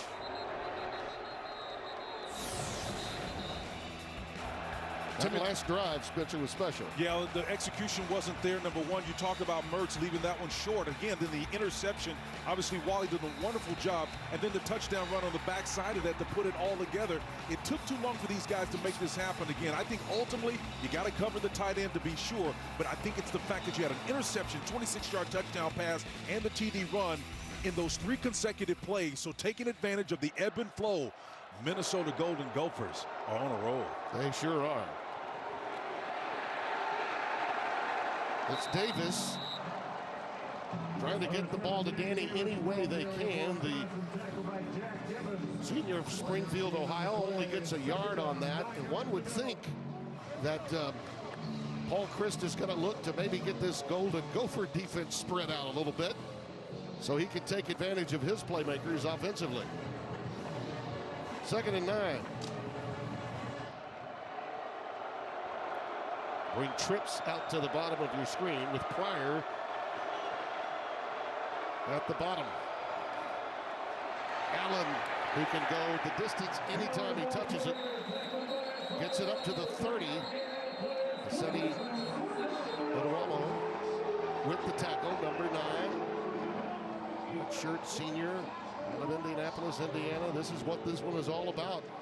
Zizi came down that line of scrimmage with intention, didn't he? He's a captain, Tim, and you can see captains, they understand the moments, and they're there for a reason. Those C's are on their shoulders because they understand the gravity of the situation, and everybody around them will pick up and be influenced by their play.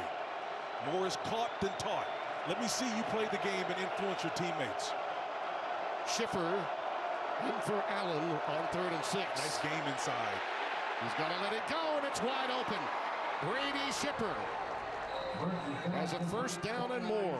That's a good job of executing under pressure because Niles Pickney, the defensive tackle, number 5, was working in tandem with his teammates when the wicked games came on, and then Graham Mertz still got the ball out. Watch the game and deal, the loop around.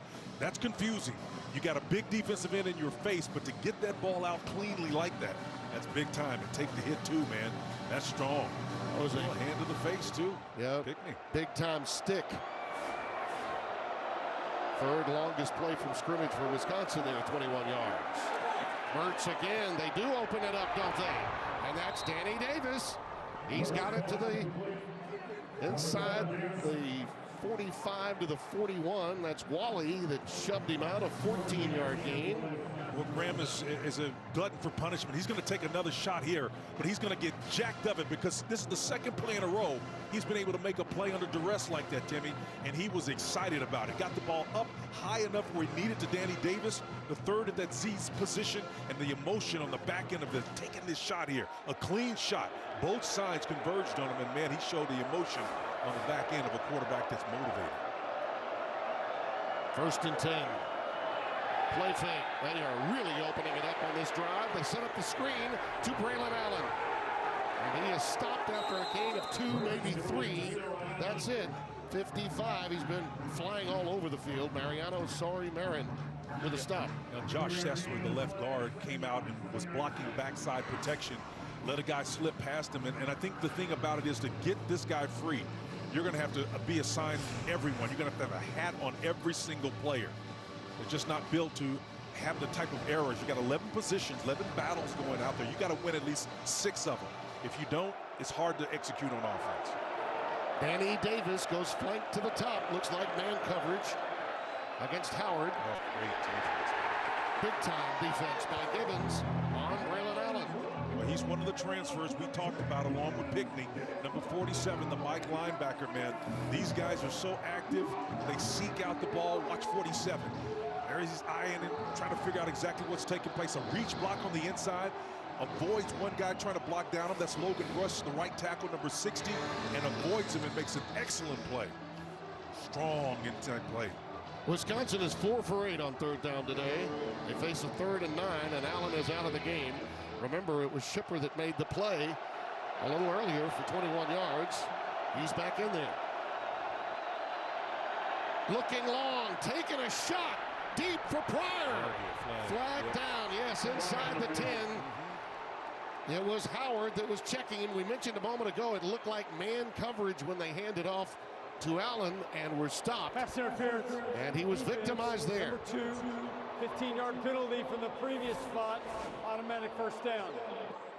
Well, contrast this Twins look here with what a Caesar Williams would not have done versus what Howard did do here.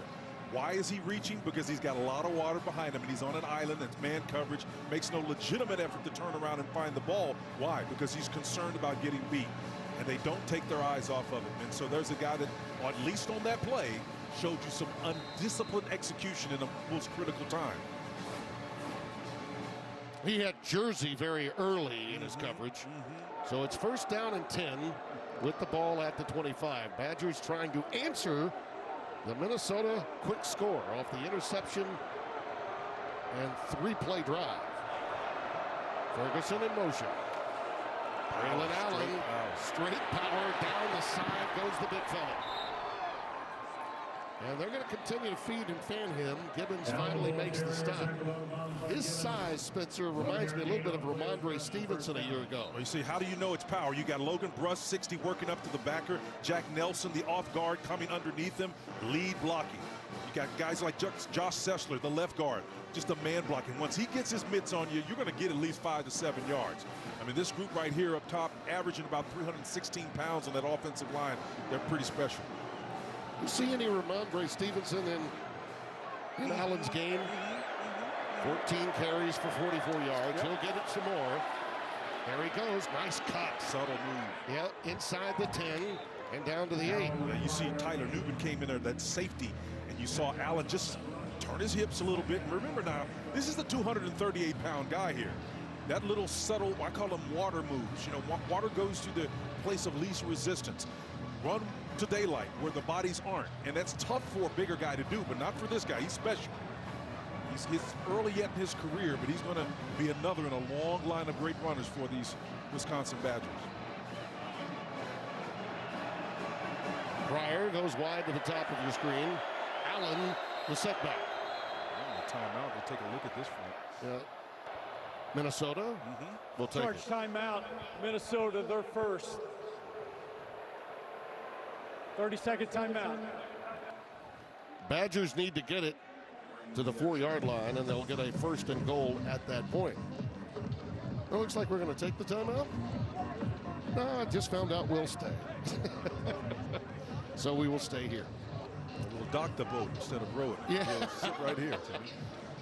This is a big-time answer by Wisconsin, and you should expect nothing less after falling behind. This is what's at stake. Michigan has already shocked the world with its win over the Buckeyes. The winner of this game, if it's Wisconsin, will meet them in Indianapolis next week. And Iowa will go there, once ranked number 2 in the country before dropping a couple of games. The Hawkeyes are watching closely. If Minnesota wins it, they will be the representative of the Big Ten West. You see the ball at the 9. They need 5. 2nd down.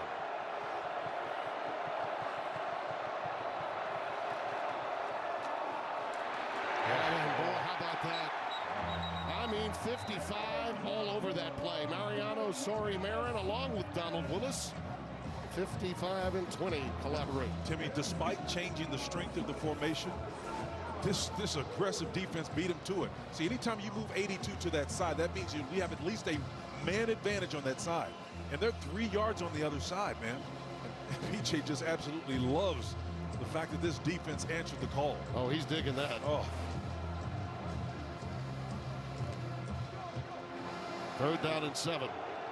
So now they go spread them out now, as opposed to come with those tight bunch formation. Let's see what happens. Mertz's pass, the cross is caught, but underneath, Wally makes the play again.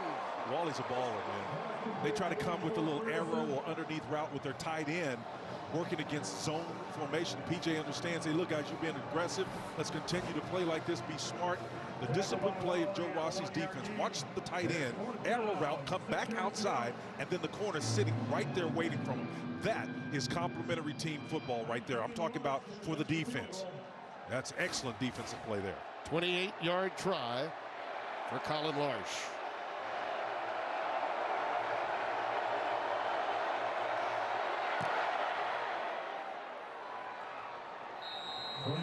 Right in front of the Golden Gopher on the big screen. Yeah, that's a win. A huge 3rd down stop for Minnesota to keep this game in play, each with a baker's dozen. Neither will relent. What a November night to remember on Fox.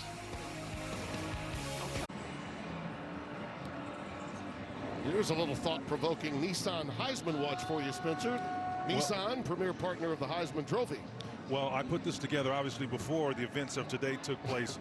Bryce Young was up there, but C.J. Stroud was, in my opinion, the runaway at that time. And you know what? I'm going to put something up there that's not up there in the minds of a lot of people. Western Kentucky has a quarterback named Bailey Zappi, who's nearly thrown for 5,000 yards. We don't talk a lot about those guys, but I'm telling you, in a kind of year like this, those guys' names need to be up there near the top. Well, let me throw this out. Mr. Walker of Michigan State's gone for 125 so far against Penn State, all right, tonight.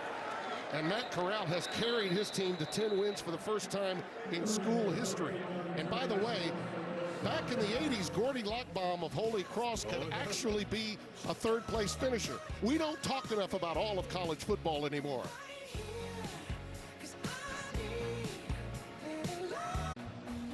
Night has fallen in the Twin Cities. And how do you really feel about that Heisman? Well, you started it. Okay. You started it with your Western Kentucky Zappi. I just had to follow up. There you go. I'm with you, brother. Kai Thomas is in the backfield. It's 1st and 10 for the Golden Gophers. Thomas bouncing it outside. Well, he takes what looks to be a 3 or 4 yard gain and turns it into 9 or 10 very easily. Faion Hicks, playing on a sore leg, ushered him out. Only critique there, and you know what it is. You can probably, and I know our producer Jake Jolivet can take it right out of my mouth. What's wrong with this? What's wrong with this run here, Jake? you gotta put the ball in the other hand. You know, as good a run as that is, man, you get 3 more yards if you have that left hand free to stiff arm. I mean, put that ball in the other hand. You make the ball vulnerable. You know, you just teaching points. That's right. With Spencer Tillman. 2nd and 1. Thomas again gets the first down out to the 37-yard line. Well, the longer this game goes on, the more, again, I believe it's those different layers, Spence. This is classic Big Ten football. Either a special teams play or another defensive big play could determine the outcome. We mentioned doing that 1-3 stretch that Wisconsin had only had 3 turnovers generated, and then they had like a run of like 12 straight. Here's the difference. The longer this game goes where they can't get back on offense, they're going to start pressing on the defensive side of the ball. We'll see if Jim Leonhard can get back to their winning ways with turnovers. Nice move there by Thomas, running right into Sanborn. And this is where you really wish that the throw game for Paul Chryst had been more prolific, because the further they stay behind in this contest, Kendrick Pryor, Danny Davis, those guys are going to have to step up and make plays through the throw game. Great coach right there, man. He loves to run the football. One of my favorite people in this business. One of the good guys. 2nd down and 6. See the pass run ratio. Marquise Irving now in the backfield out of the shotgun. Play fake to him. Oh, look at that. Oh, Keanu Benton. Big time. Out of Janesville, Wisconsin. Craig High School, where he prepped. That is, you talk about a great anchor to your defense at 6'4", 317. His 2nd sack. True zero technique here. Watch him, Tim. Arm over, boop, discards one guy, just breaks right through. Oh, man. Rips right through them on that front. And I think it was Connor Olson, number 64, the left guard, that tried to. He says, get inside of my belly. Feed me, baby. You'll see him on Sundays. 3rd and 10.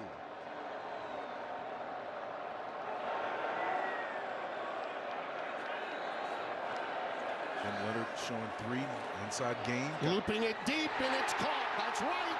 Dylan Wright, number 16. The redshirt soft from Mesquite, Texas. Yeah, they're working on Faion Hicks. I mean, somehow they've gotten to the grapevine that he's a liability, at least out there. And he's trying to run.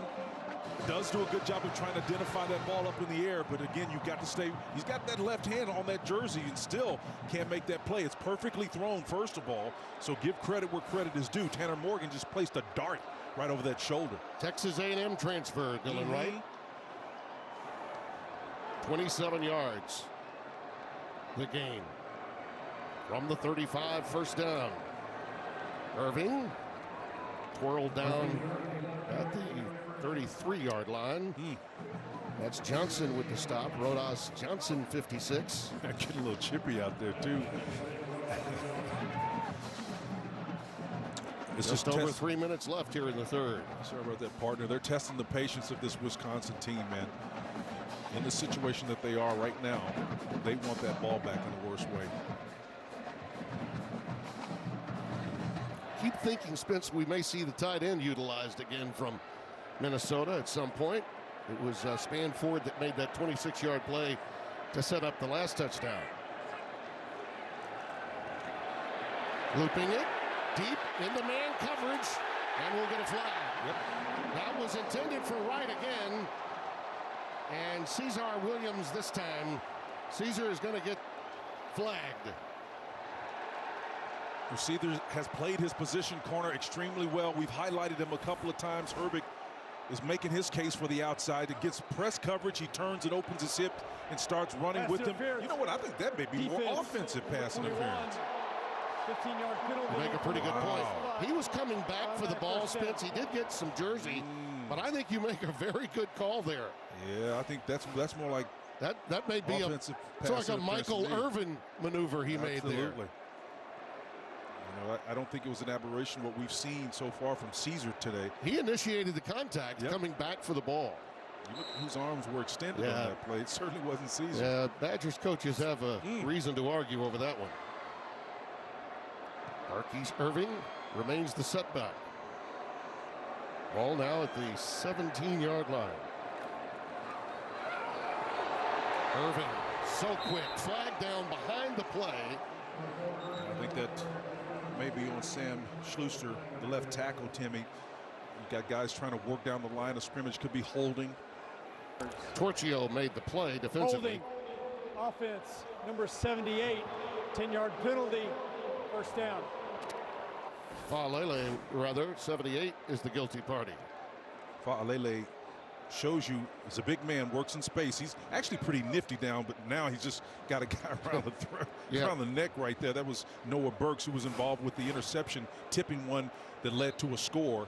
On that particular play, gets hung up by a big guy that you're not, once he gets his mitts on you, you're not going to get away from him. Well, we're up to 11 penalties in the game now. Kai Thomas remains the setback. 1st and 20.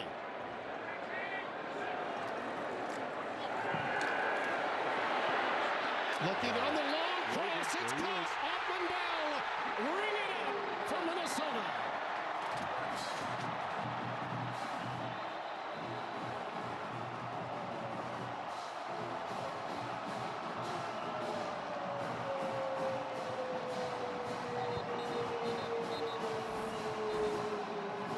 Timmy, look at the blitz pick up here by Thomas, number 8. Underneath, you got a game and a deal inside. Sanborn's coming and he nails it. Just puts him on his knees. You can pray about that one. Got him down on the knees, the wide open, crossing over route. Love the protection on the play. That's what made it possible. I talked about this guy being a Swiss Army knife. We haven't seen him featured a lot in the throw game as much, but he has been a great blocker, inside runner. Nothing spectacular, but boy, that play right there is going to preach in the running back room. 6th touchdown catch of the year for Ackman Bell. One of 11 siblings, 4 brothers, 6 sisters. 13th on the all-time Golden Gophers list. 12th in career receiving yards.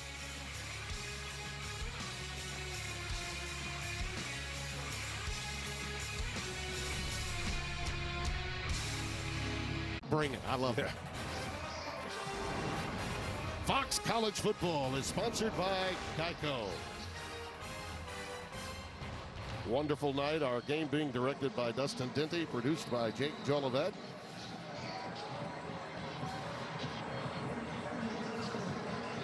Brett Bender is by my side spotting. Scott Alexander, our content coordinator. Sean Wiggins, our liaison. This is a fair catch made by Bracey. And let's take a look at this touchdown, Spence. It was beautiful move here. Yeah, a nice twins formation here again, but these guys ultimately end up running into one another again, taking out each other out. It's about execution again, and that's what does it. You didn't need a rub from an official.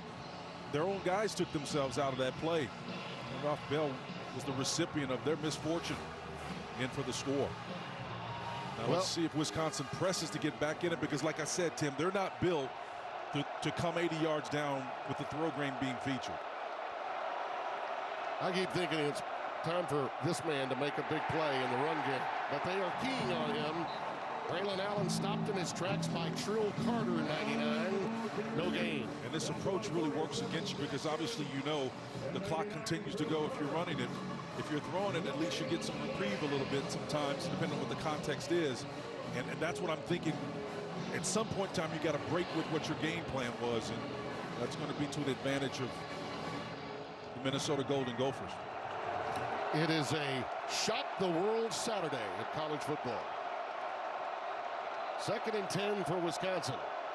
They need to win to get in the Big Ten title game. Out pattern for Pryor, and he gets it out beyond the 30 to the 33. He's very close. Actually, a couple yards shy of a first down. Gain of 8.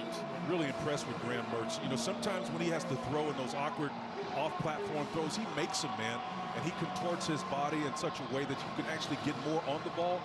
But when you don't square him up, sometimes inexplicably he can leave him short. But he's balling right now. I think he senses the moment. As we say, Tim, big games are lost, not won. And he understands he's in a tough spot, but an opportunity as well.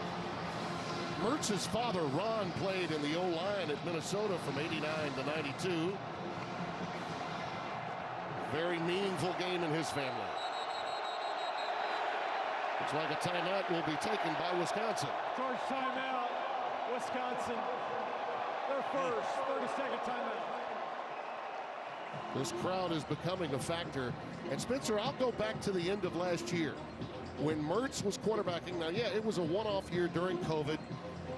And we kept thinking at some point in the last game, in the Heartland Trophy game in the snow, that they might bring Cohn back into the game. When Cohn left and they had that loss to Notre Dame, you know it had to be hard on Mertz. But the moment they discovered Braylon Allen as a go-to big-time running back, his game emerged, Mertz's game. And I think that this is his moment to shine, just as you suggested. Well, he had his top 3 receivers returning, so there's always a comfort level to that. And again, because you're Wisconsin, if you do have a back that emerges, that's in your wheelhouse. It's going to make life exponentially easier for your quarterback to settle in and do what he does do.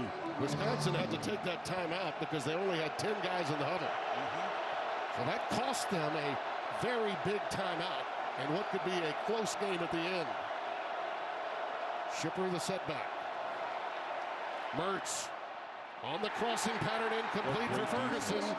Ferguson had it knocked away by Justice Harris. We haven't called Justice Harris' name a whole lot tonight, but again, the captains are stepping up tonight. Love it when you see leadership demonstrate itself in crucial moments. Harris does an excellent job. He's got that hand on him. Yeah, they have let them play in the secondary. I mean, that flat out is interference. Beautiful ball, though, by Mertz. I mean, again, showing you that ability, man, to put it where it needs to be. Well, there's some Badger fans screaming about that one at home. Annexstad is back deep. Fair catch is taken at the 26-yard line. Let's take a look at the current Big Ten standings, sponsored by Discover. And don't forget to tune into the Big Ten Championship game presented by Discover, December 4th on Fox. Michigan got it done for Jim Harbaugh. I think they found their offensive identity, and their defensive ends pass rush was enough to allow the Heisman candidate, C.J. Stroud, to spit the bit today in a game where he needed to play big late for the Buckeyes and for his Heisman hopes to keep him in position to win it. He's certainly going to get invited. No question about that, to New York. What is that old saying? It's easier for a quarterback to lose it. And that's one of the reasons I think Walker from Michigan State may also get invited, and votes could come his way. That was Kai Thomas, stopped on what is the last play of the third quarter. The defense of Minnesota stout. Wisconsin yards by quarter, 73 in the first, 40 in the second, 62 in the third. That's only 175 total yards with 0 touchdowns for their offense. How the West was won, yet to come on Fox.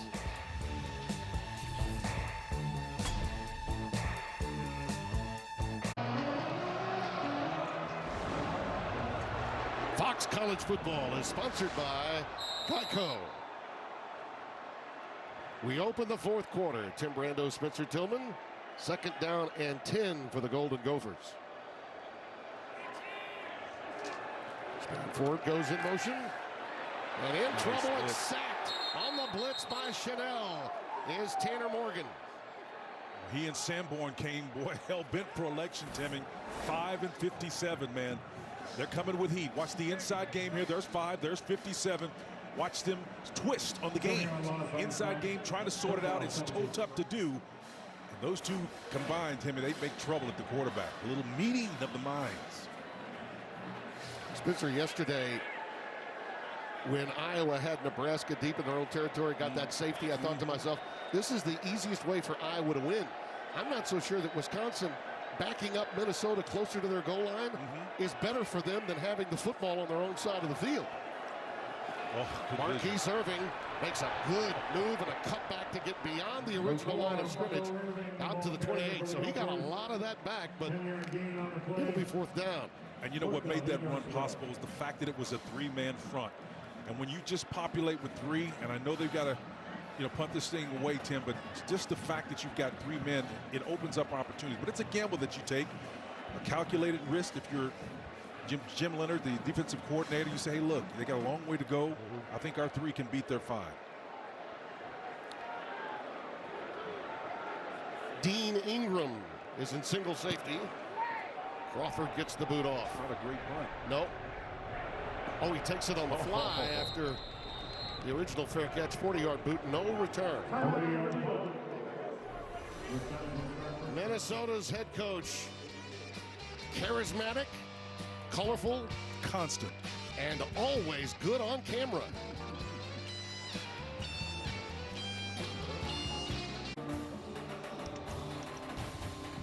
Fox College Football is sponsored by Pacific Life, more than 150 years strong. Protect what matters most. And by T-Mobile, America's largest, fastest, and most reliable 5G network. Back in 18 was the last one of these Paul Bunyan Axe games won by Minnesota. Wisconsin of late has had their number. And right now, Graham Mertz looking to defy that stat for the 4th quarter. And he's looping it long, and that'll draw a flag. Pryor covered by Wally, and he did not look back that time. But I'll say this again, when you're beaten and you know the pass is going to be underneath you, you'll Pass probably take interference. that flag. Defense, number 0, 15-yard penalty from the previous spot. Automatic 1st down. Well, it's been Wally's world for much of the night, but that was clear on that play. Kendrick Pryor was interfered with. Wally made no legitimate effort to turn around and identify the ball, plus the contact clearly made long before the ball arrived. A lot of Wisconsin fans, I'm sure, would say, well, he got away with a steal on a pass completion, but that time the flag did come out. So it's 1st and 10. Braylon Allen, the lone setback. Blitz right up the gut. It's picked up and the pass is caught. Danny Davis, or excuse me, Kendrick, that is Davis, that made the catch, number 7. And he has been targeted many times tonight. This is going to be, in the passing game, Spencer, his night. And he's either hot or cold. Cross-field throw, that means protection is going to come at a premium. You've got to protect. Again, Allen tries to take out 2 there with a low blow, gets them to take care of themselves with the knees. Guys don't like you going around that area, but a wonderful throw across field. That's a lot of water, man. Big-time throw. 17 for 24 in the air for 135 now for Graham. Oh, he's lost it. Wally was in coverage of Pryor that time. Yeah, Pryor tried to turn it. Kendrick just lost the ball in the air when it was released. I think he thought that Mertz was going to lead him to the corner, and so he just turned his eyes and went away from it. And it was a tough one. He got coverage all around him, but you can see it's a man. Wally's there on this side, so they're flipping the corners with the coverage. Joe Rossi doing a fantastic job. Watching film this week, I didn't see them flip their corners with their coverage, so they're doing matchup apparently. He's a smart, brilliant guy, is Joe Rossi, man. This guy is so sophisticated, and his players obviously have adopted what he's been able to teach them. Came up the hard way, too. On 2nd and 10, Davis again. And that should be enough for the first down.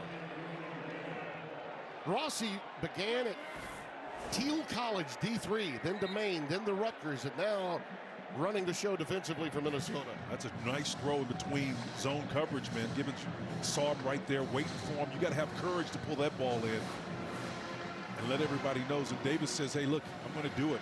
That was what we call a floating zone coverage. You had a guy in a trail technique playing man, but Gibbons was standing there waiting. Davis went right there with courage. At the 30, first down. Blitz again, Nice picked up by Allen. But still, Mertz has to unload. Great coverage by Minnesota secondary. No flag. No flag. I did not see a receiver in the area, I must say. When you see that aggressive of a blitz, that means that Joe Rossi, the defensive coordinator from Minnesota, has confidence in his guys to play, whether it's off or man or catch coverage.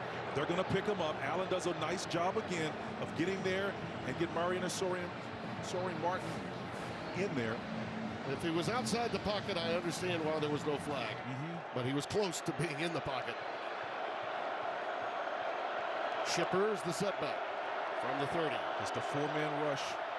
Slings it out towards the corner, incomplete. Oh, almost a great catch there. Chimere Dike unable to reel that one in. Third down and 10. Dike had that right hand up around his helmet, man. He tried to make an incredible, it would have been an incredible catch, man. Watch him go high with the right hand. Almost single-handedly pull that one in. Great defense. Jordan Howden, the safety, with a little nudge in the back to ensure that he doesn't bring it home. Big third down here for You don't know that Coach man. Chris Groves knows it? He's in coaching position.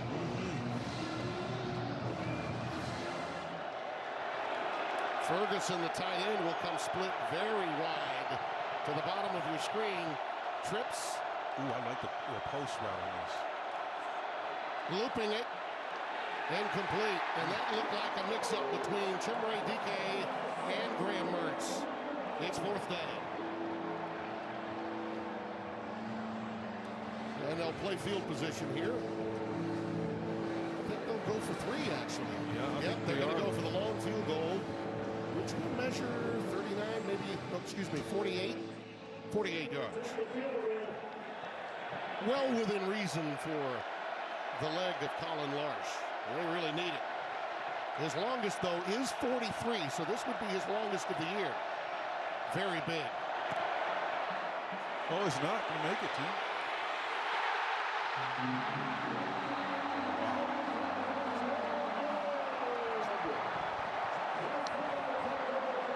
Crossbar, unkind. It would have been his longest, but we got a doink. Would have been good from 47. Alas, crossbar, unkind. Ouch.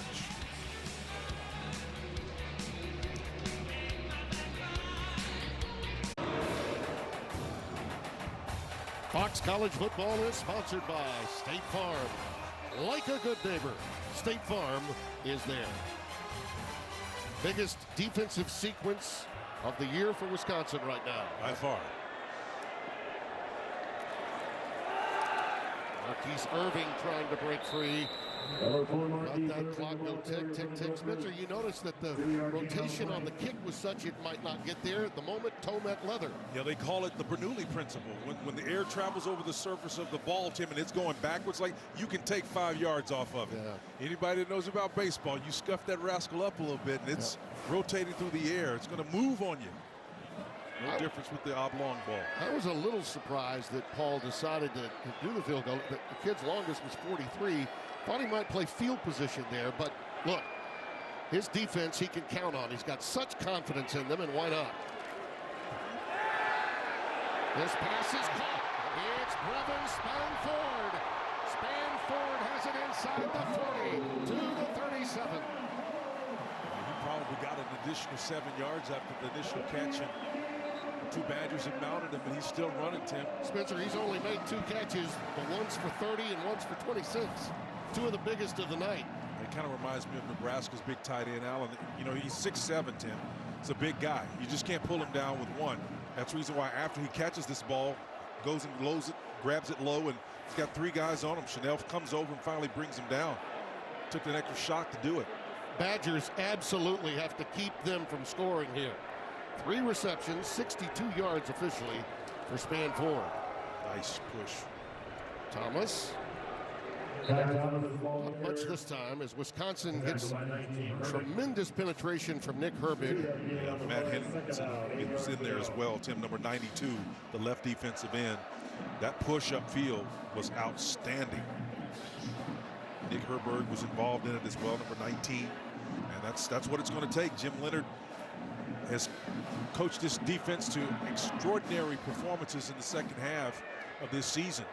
And they need it in the worst way right now. Trickett's longest, in case you're wondering, is 50 yards. They do have, obviously, their kickoff man, Dragon, available from deep. He handles the kickoffs. Wisconsin's got to stop him here. Look at that. Marquise Irving bouncing off Badgers.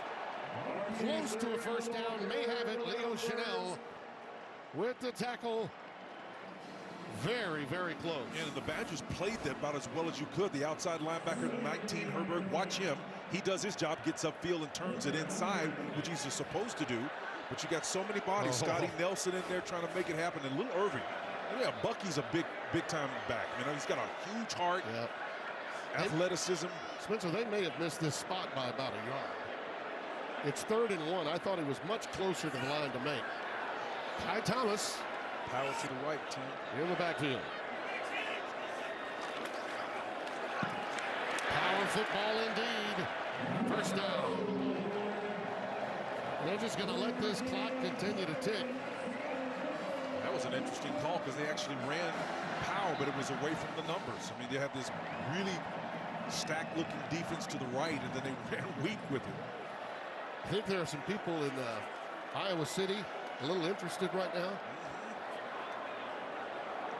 A win for Minnesota puts the Hawkeyes against the Wolverines next week at Lucas Oil Field on Fox.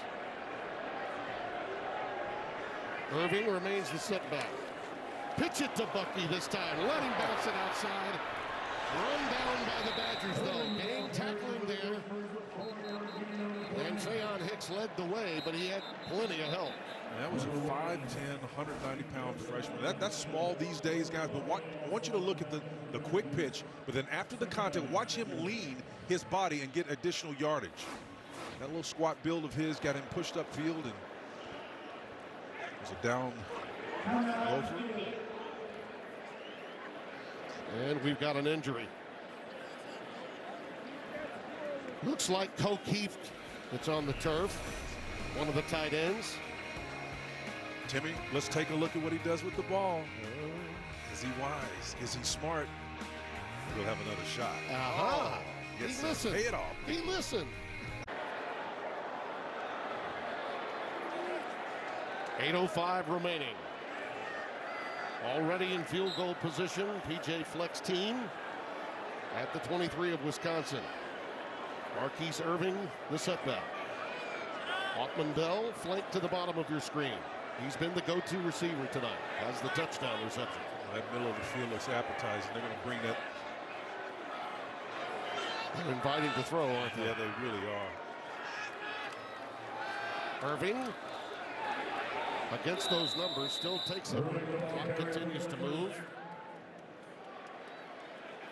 And it'll set up 3rd down after just a 2-yard pickup. And you get convinced a lot of times that you're going to play the game, and PJ Fleck he says, look, we're a running team. We're RPO based. We're going to do some power. But, man, when you see those little gaps like that in the cover 2 shell, and your guys are lined up, and all you got to do is just come off the ball and just pop them real quick. That play call made me think he's playing for 3 here.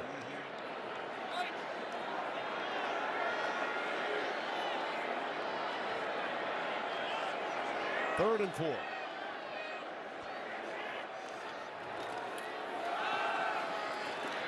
Thomas. He'll be about 1.5 yards shy of the first down. Stopped by Keanu Benton, and yes, he's playing for 3, no doubt about it. This is classic with the hope of possibly getting a first down, because this is what you call a classic run conflict scenario, right? You don't know what personnel to get. They come in with, it looks like Spencer, they're going big. Yeah, they're going big on you. So let's see if they try to draw them. Yeah, they could do that. Nope, they're going to go for the field goal. Yeah. I thought they were going big, but no, it's going to be a 36-yard try for Trickett. The Kent State transfer. Right hash. It is true. That young man just made the field goal of a lifetime. MAC Special Teams Player of the Year in 2019. Had a school record 29 field goals that season. Just made the biggest of his life tonight.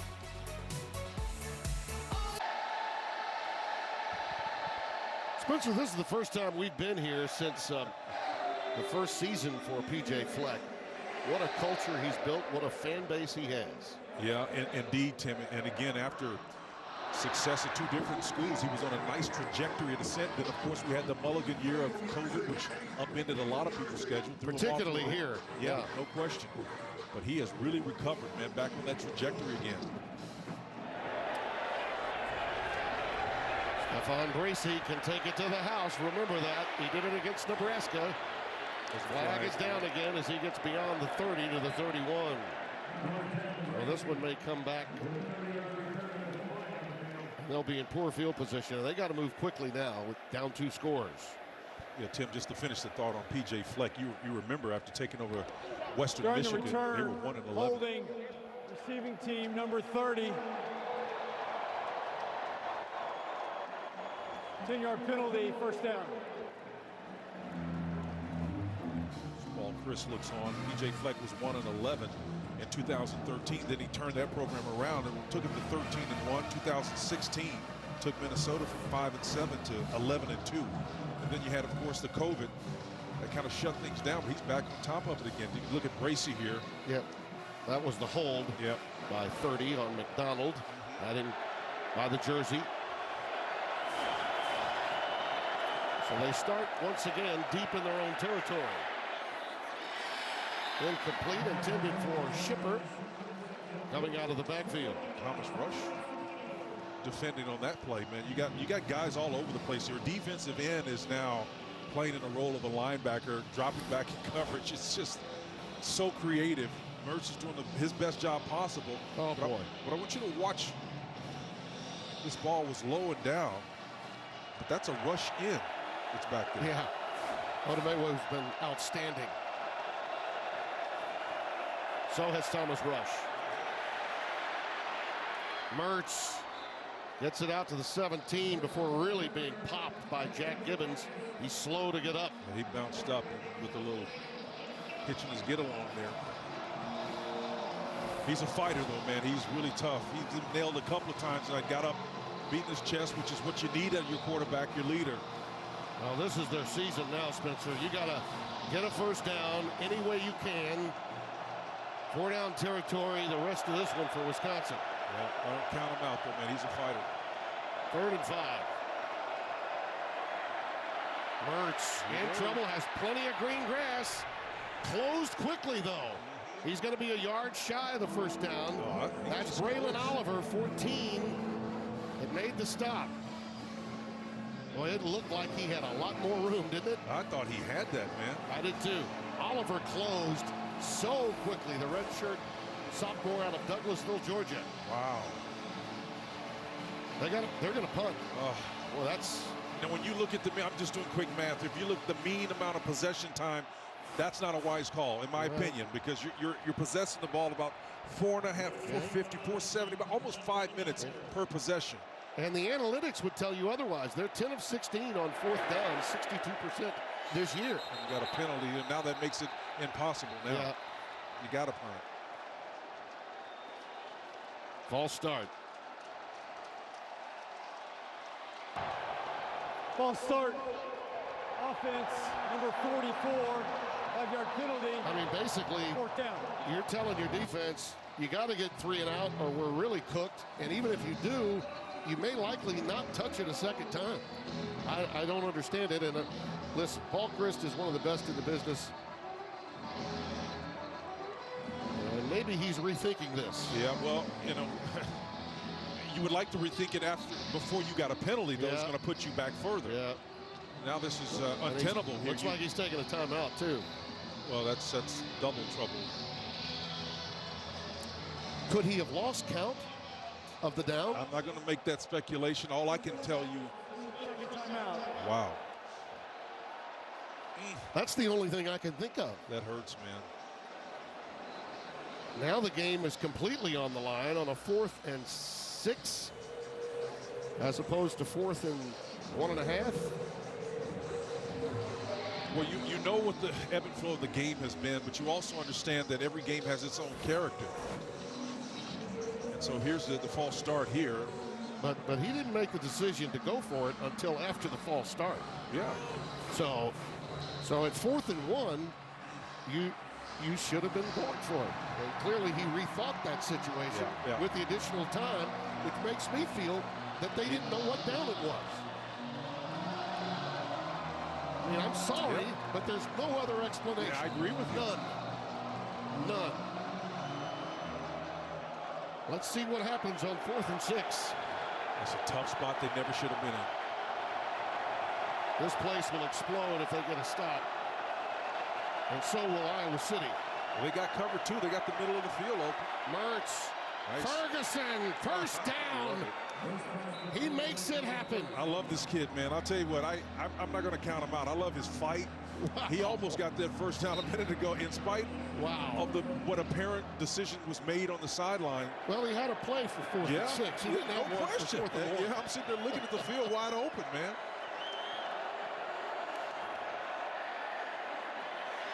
Looping it deep. Davis, the intended receiver. No flag.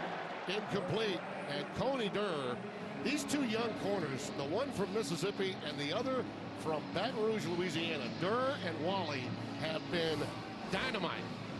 Yep. Here's the 4th down play. Here's a nice throw on the out cut. Again, you got man coverage as Tyler Nubin, the safety underneath, covering him there. Just a dart, man. Placed exactly where it needed to be placed. This kid's a gamer, man. I love him. Well, as you said, Spencer, they went cover 2, and Wisconsin took advantage on 4th and 6. And they're still in the cover 2 shell, which tells me the tight end is open. You got a crossing route that could be open. Underneath and dropped by Shipper. Ball was a little low and maybe behind Shipper, but you're right. That one was catchable. Well, anytime you throw into a back, and even if it's Braylon Allen, you got to put it right on him, and he should have caught that. Yeah. That's an easy and it really wasn't behind him. No, it was. It was. That was a good pass. You know, usually you're ready to make the excuse for a back. They're not receivers, so you want to place it right there. That you couldn't do any better than that. 3rd and 10.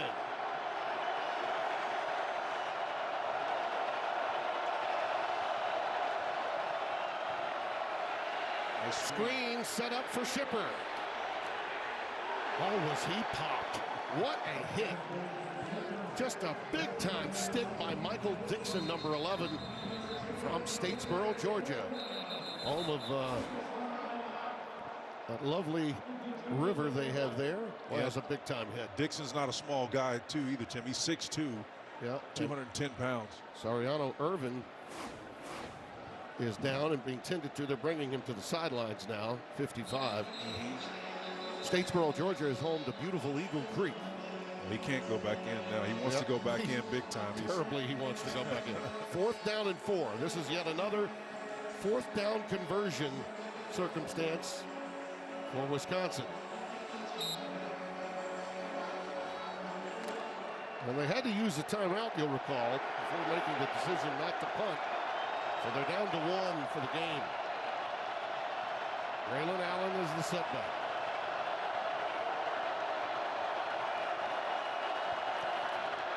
Mertz for Davis. Oh, just a misread. He went one way, the pass went the other, and Mertz can't believe it. Game, set, match. Mertz was expecting Danny Davis to come and turn to his left, the inside of the field. They rolled to a cover 1, single safety look, which meant that side of the field would be wide open. You can see the safety bailing. Just a bad decision. Not reading it properly by Danny Davis, and the coach Chris is so frustrated. And meantime, PJ is saying, yeah, row the boat, baby. Timeout by the Golden Gophers. Trying to settle down a little bit. The Axe is making its way out. The Badgers' chances for an opportunity at the Big Ten title may have slipped away. As you look at our Pacific Life game summary, sponsored by Pacific Life, more than 150 years strong. Protect what matters most. Spencer, that was solid stuff. Ottman Bell making it big on that touchdown reception. And their fourth down play is a miscommunication. And the oars are being raised in row the boat land. Yep. Well, they say, Tim, that legend has it that the 10,000 lakes of Minnesota were made by the axe left by Paul Bunyan as he treaded along with Babe, his ox, throughout this region during the frontier. It has been these Gophers who have treaded many times in this second half with big plays, explosive plays to seal away this victory. Kai Thomas. You talked about him at the outset, Spencer. A difference maker as a back. Isaiah Mullins makes that stop. This is the first time in 18 years that the Axe has been won by the Gophers at home. They have not won the Axe at home since 2003. I think it's safe to say that P.J. Fleck is back on that trajectory that he was prior to the COVID year, and he's got things on balance now. This should get them to a New Year's Day bowl. No question about it. This should get them to a game played on January 1.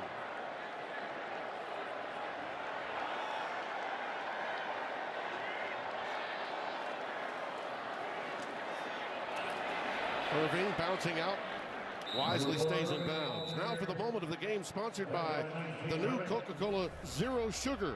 Could it be the best Coke ever? The game turned, it pivoted on this play by Wally. Wally's world, man. He took it away, and you make it your own when you go up and high point it that way. Again, no distinction between who had the ball or not. It was clearly Wally's world. Wonderful job. No, zero on that play. Mistake about whose it was. Wisconsin had a pick six. That was the difference in the game by Scott Nelson. But it was Minnesota's defense that played takeaway at the most crucial moment early in the second half. It set the tone for this upset. Irving barrels down to the 30-yard line. Henningsen with the tackle, and again, Wisconsin takes its last time out. They cannot stop it again. A lot of heartbreak, I'm sure, in Madison after 7 straight. But Spencer, this is a program that is on solid footing, always will be in this league.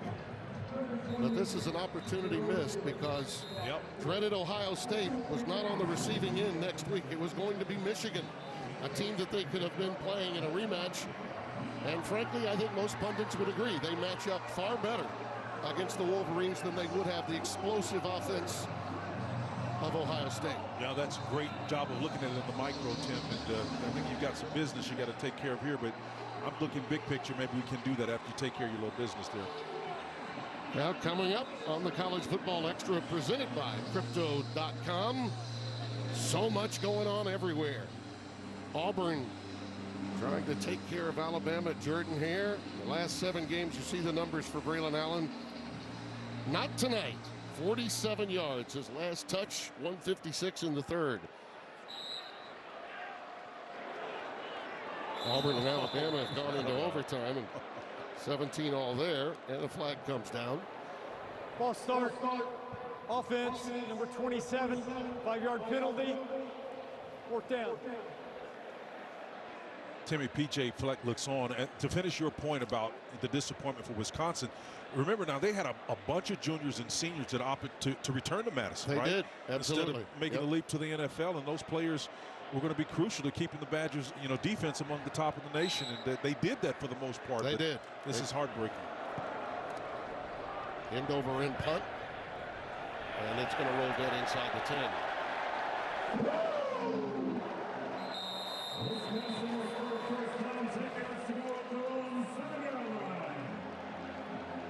golden moment for the Gophers tonight. And that man, P.J. Fleck. When he first got into the Big Ten, there were a lot of skeptics out there. That Western Michigan stuff doesn't wash here. He's all style, no substance. Well, he has answered his critics tonight. Well, he understands the motivation part of human nature, and he's got a really interesting approach. He's got the threat and the pull of opportunity that working together. And usually most coaches these days are just the opposite. It's all about threat. He's got the push and the pull of it. And when you get that happening, it's tough to stop you. Mertz tipped into the air, incomplete. By the way, that Notre Dame-Stanford game tonight that Joe Davis and Brock Ewart are getting ready to call, that's taken on a little renewed significance after what happened today and is still going on in college football. Cincinnati is a beneficiary of Ohio State's loss, no doubt. Oklahoma State is a beneficiary. No question. And so too is Notre Dame, drafting off Cincinnati's undefeated season at this point. They become a bigger factor going into that game in Palo Alto coming up later tonight on Fox. Mertz from his end zone. Ferguson. Shy of the first down by a half yard. Well, Tim, you remember about 4 weeks ago we had a spirited discussion as Paul Chryst looks on and sees this opportunity slipping away from his Badgers. And I told you it was about that Cincinnati team and Notre Dame, those two. Yep. In the end, we're going to talk a great deal a lot about the integrity of that selection committee and much, much more.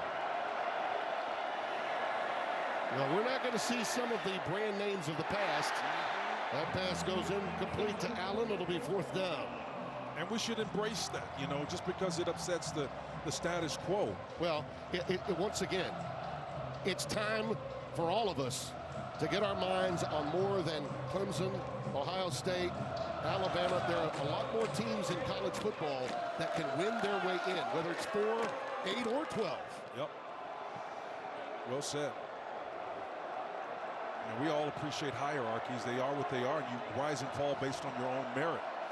But if your system is designed in such a way to keep you out of the process, it's not fair. By the way, how much more exciting would today and tonight have been if we were talking about getting 12 teams in?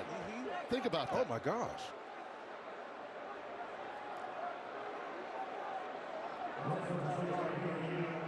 They did get the first down. BJ wants a timeout. Yeah, he wants a timeout, yep. And he gets it. Took a while, but he got it.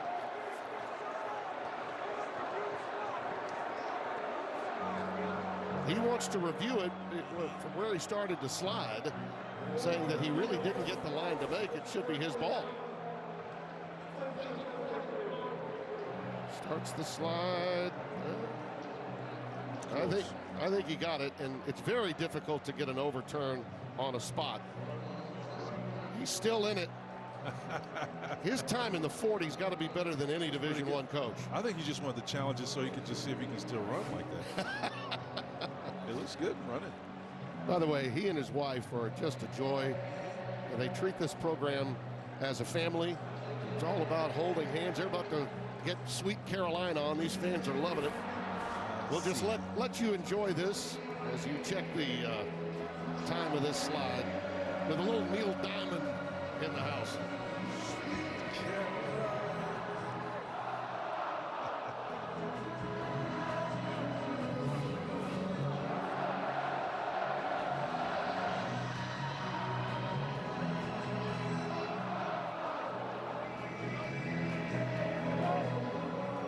They are taking a look at this. Mr. Snodgrass needs a few replays to look at. I just wanted you to hear and see what we're seeing. Absolutely.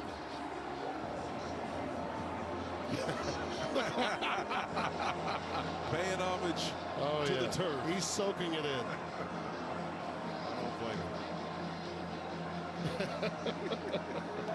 That's what it's all about. The right quarterback was going down at the 16-yard line by Rule. He's down. Wow. When he drops his head, it's first down Minnesota at the 16-yard line. Please reset. All right, you can strike up Neil Diamond again. Always coaching, P.J. Fleck. His team got it done on the field. And his bark on the sideline allowed him to win the rebuttal with the officials. How about that reaction? Wow.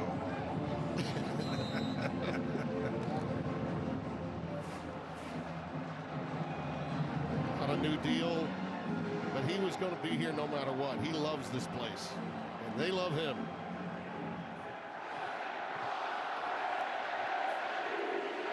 Tanner Morgan will be the winningest quarterback in Minnesota history, Spence. Well, it wasn't the lopsided affair of 1890 when this thing started, man. It's like 63 to nothing. Minnesota won it, but it feels like it's big. It's an inflection point in this program, I think. Oh, yeah, without a doubt.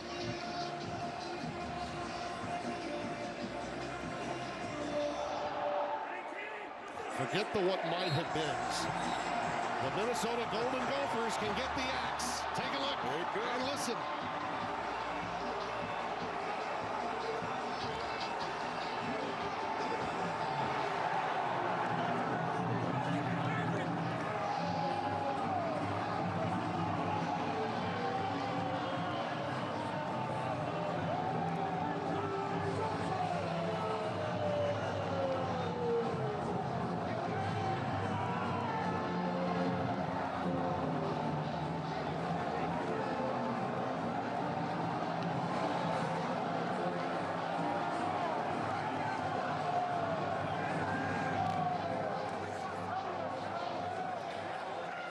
I believe some of Iowa City is coming out onto the field. I see Gophers, I see Hawkeyes making their way onto the field.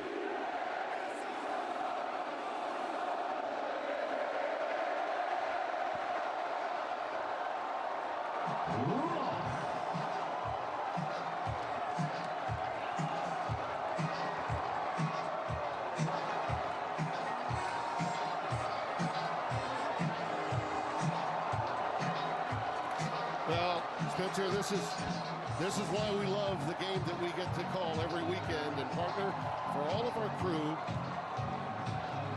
and for everyone here with us and back in Los Angeles, thank you for doing what you do. We're so privileged to just be part of it. Tim, as we always say, you know, if you're weak and frail in your daily lives, we tend to become strong and stalwart through our sports programs. And tonight is an example to your point. This makes you feel good. We don't root for them, but we love to see the PJ Flecks of the world and the Coach Chris getting doused for these moments. Everybody gets to touch that axe. They haven't been able to do that here since 2003. 2 decades worth of patience and perseverance. And they're going to rob Wisconsin of their jump around, too. Oh, boy. Bitter for the folks in Madison, but seemingly so apropos for the Golden Gophers right now. And get ready for what will be a very difficult week for the committee. Lots of changes in college football this week. The House of Pain lyrics, they're not feeling nothing right about now, brother.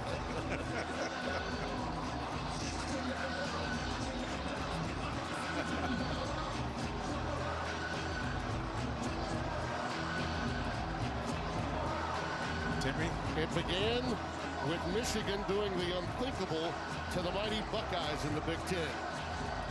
Wisconsin felt like they had an opportunity to get to the Big Ten title game in a matchup that might be in their favor, or at least better than it would have been ordinarily. Minnesota denied them. And there are denials in every area code of college football this November day and night.